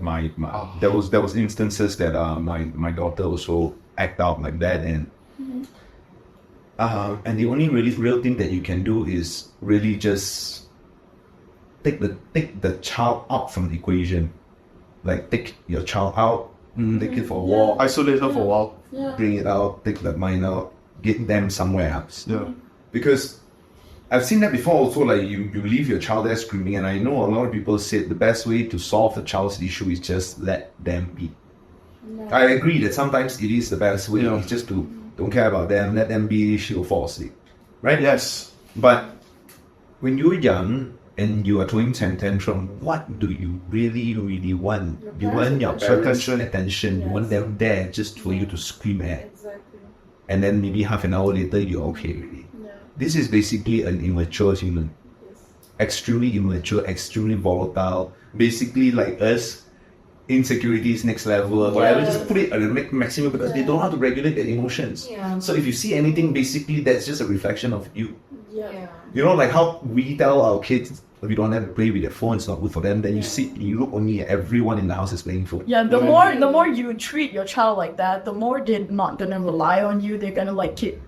Correct. Why? Because you and from everything. young, I Yeah. can see everyone around me playing phone, but I cannot play. Yes. Why? Why you hypocrite? You know, then you Yeah. create that kind of resentment, and then your kid's gonna be like. But if they grow up, you explain to them the reason I don't want you to play that much is because this. You have to reason. Yeah. Then you have to talk to them. Now this is a lot to do with really a lot of just teaching your child, and honestly I'm not even there yet. That's why I fear It's getting tougher, It's bro. getting there. I'm gonna get there very, very soon. Yeah. And How old is she? Sorry, 2+. she's 2.5. This year 3 Yeah, this is 3. Yeah, it's getting crazy, bro. Yeah, so I mean, I'm enjoying it lah. My daughter is adorable. She calls daddy, daddy, everything on daddy. Play Barbie doll, daddy. This on daddy. Last time was all Hey, mommy. Does she manipulate you? Like, let's say, not manipulate, but then protect you. No lah, she don't. Like, she knows she's cute. No, she does that to her mommy. Mommy, everything. Mommy wake up, and she kiss mommy and all that. But I mean, we love it because Jade is so warm. You're She goes into my gym. I open the door. She hello. She goes to everybody. She walk one round. She's like a little mascot in the gym. Hello. Oh She my go into the gosh. gym. She have a very warm soul, huh? Yes, and Just like the She go watch parents. some videos of her. and They have an account, this is what Jazel and I want to cultivate with her. And at home, I'm telling you, Jazel, you think Jazel screams louder than her at home when they sing karaoke. My daughter sings karaoke. They sing We Need Houston. watch the videos. Oh, Whitney Houston. They're Okay. all by myself. My daughter sings that song. Oh my god. No, my parents never did any of those stuff. Like, so I also love singing. I'm not a good singer. Yeah, but I love going karaoke and all. But then I never grew up around that stuff. But then, it's so like straightforward. I can see because you guys, like Jazel sings at home, and then she just naturally kids will just pick it up. I think what I can say is, for me and Jazel, we are not perfect parents. We don't know what we're doing. This is our firstborn. And we're basically growing with her. And I told her we have to admit we're no longer our parents. When we grew up, we thought our parents doing everything correct, like what you mentioned. Far from it. I would tell Jade from when she starts understanding things that is not perfect. That don't know anything, but if you have anything at all, that will find his best way to figure out what I can do to solve whatever issues you have. Only because I'm older and slightly wiser, I'm not the best. Yeah. A lot of parents fail as a parent with their first child is because they grow together with the child. The child has to understand the parents. So they grow together with the child, but they don't let the child know that they are growing together. Is it? They let the Basically, child... they're not being the parent to the child. In the end, they have to the child have to understand the parent. Okay, I can tell you this, that I actually watched a reel just a few days back when they were saying your firstborn parents would always grow with your firstborn, Yeah. but you nurture the second and the third because you learn through the mistakes that you have in your firstborn. We are the lab rats, Correct. The lab rat. But what parents often forget to see is that you were once the child. Yeah. When you start saying that I'm a child, I'm a child, I'm a child, I don't know, then I'm like, you forgot. It's very easy to forget that you were once the naughty brat. Then you'd be like, no, I was never this naughty. You remember? Yeah. You would the one who made that action when you were 4 years old. Nobody would remember this except those people who were taking care of you when you were 4 years old. Yeah. So obviously you don't remember that, and you would remember that I'm a good child. Why? Because the only thing you remember were maybe when you were 15 or 16. So yeah, that's why with Jade now, we're just trying our best to provide her a space where she can be herself, and I just want my daughter to be creative, to be able to express herself and be confident, so that at least when she steps into the world, she has all the knowledge about people, how to respect people, how to respect herself, her values, her perspective in life, and goals and direction and all that. Because if in a person you don't have goals and you don't have something that you're working towards, that's when you start the insecurities, and you start wanting to cling on to someone for that sense of security, because you don't have that confidence in yourself. An idle mind is the devil's workshop. Correct. That's why a lot of people said, if you are constantly stressed with your husband or your wife or whatever, go find job. Go do something. Stress yourself out. Find a hobby. Because actually there is no issue. The issue is in your head, because you have time to sit down and think. So I think that's really refreshing what you said, right? About how from an early age you're gonna remind Jade and explain to Jade that you're not perfect and you're trying your best. Because I think for Asian parents, for me it was always your dad.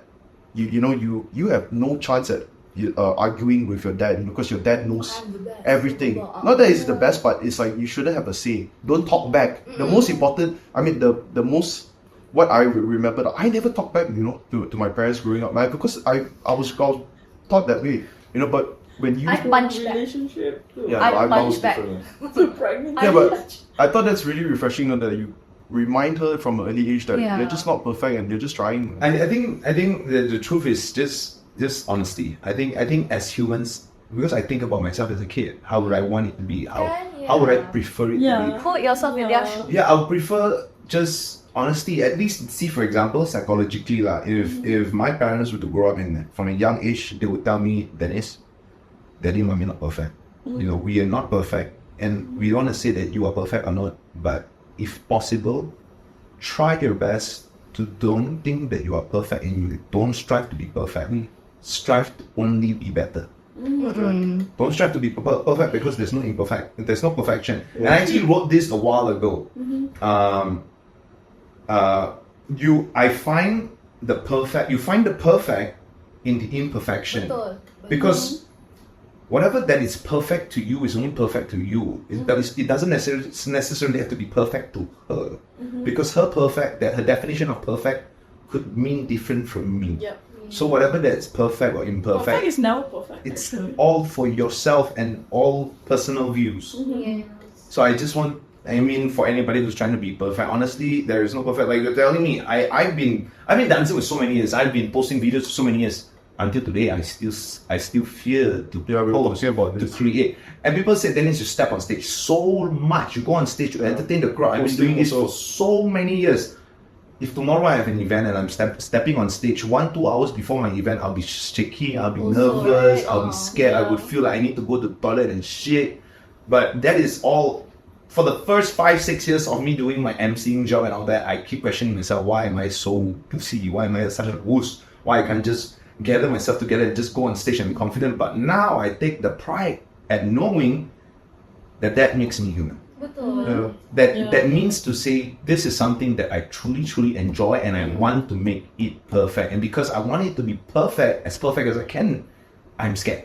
I'm scared if I don't get to deliver. But I know from true experience that every time once I step on stage, I switch character, I become a totally different Dennis, and I enjoy myself. But you don't feel that way for podcasts, right? For podcasts, I do. You do? I do. I didn't know. But I would assume it's also a very different art form, because if you're on stage, there's a live reaction. Podcast is a very much delayed reaction, right? From the viewers.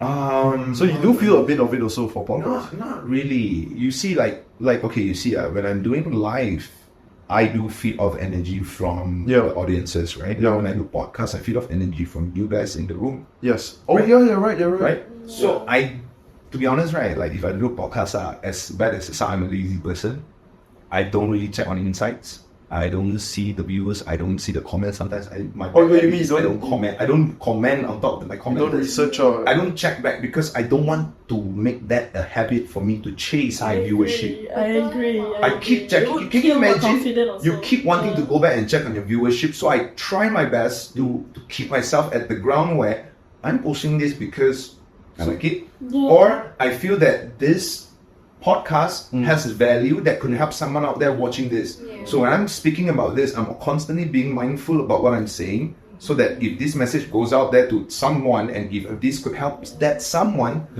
I'm doing a very, very... It's very clear. Everything you said is very clear though. Very clear. I can see all that too. No, because and also this is why I said this is true experience. I wasn't this sharp before 30. The day when I turned 30, I felt that the way people look at me, the It's respect different has already, bro. changed. Now you're suddenly like a brother. They expect something from you. Not expect. I mean, It's they just the respect is different. So when the views changed upon me, I eventually slowly became a different person. I'm no longer that super loud, super in your face kind of boy that I used to be, but now I prefer to have more intellectual conversation like that, to understand people. And as I was telling him, I had majored in communications and psychology, and it's not something that I use it a lot, but I just use that to like understand people a little bit more. So did you pick psychology because... No, it was just because it was easier and faster for me to graduate. That was actually one of the so I wanted to be either a vet or psychology. I actually thought about that because a vet is very simple because I just love animals. But psychology was one of the things also I thought about because I just love understanding like human behavior. Ended up doing commerce because it's the easiest. But Yeah. no, I did communications. Yeah, is it Mass comm. easy? Mass comm. Mass Mass comm comm? as well. Yeah, I did mass comm. Because my mom at that point said that you very good at mass comm, you won't talk. Mass comm is Media. basically Media. yeah, media lah. So I mean, I'm honestly, It's like this stuff. Bro, mass comm, I lah. mean, I did pretty much everything within the realm of mass comm except Yeah. singing. I didn't sing, and I don't know how to play musical Can you instrument. sing? I can't sing for shit. That's why I started dancing. Okay. Hey, but hey, Dennis, you sing. I said I started dancing for a reason. Oh, why? Because I Because can you sing. can sing. But did you? Let me ask you, because you notice, right? People that can sing, they've been singing since young. Have you been singing since young? Dancing, you mean? No, singing. Like do you sing in the showers at least or what? Then it's normal. Those people that can sing, they sing since. Like they just always been singing since. They probably have. I mean, maybe when they were younger, they had their parents over there who Betul, sings, and then the parents like sing with us, sing with us. Yeah. I didn't do that. Yeah. You know, although my father he sings a lot, I didn't do that. My dad, You a lot, adopt so- that habit. Yeah, but for me, it was just dancing. Dancing was a way I expressed myself since I was young to try to be more confident. I grew up with low self-esteem. When did you start dancing? 13 years old. 13 now. Yeah, I started about You 13. you start with b-boying. Yeah, start with boying. Learn yourself. Learn. Guys, from I think a that. piece very fast. Okay, keep talking. Okay.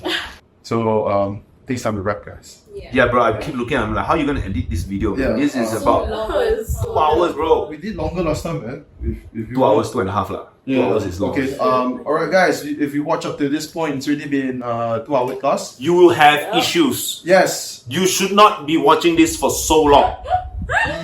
I don't know what happened that we stayed No, up you should, to you should, talk you should, so you should, much. you should.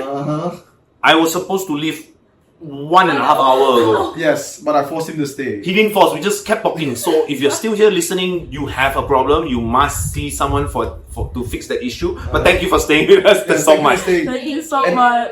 Guys, you know what to do. Hit the like, leave a comment, suggestions, who you want to see on future episodes, what you thought about this current episode. Give it up for Dennis, Kim, Deanna, and we will see you guys in, subscribe, and we will see you guys in the next episode. Bye. Bye.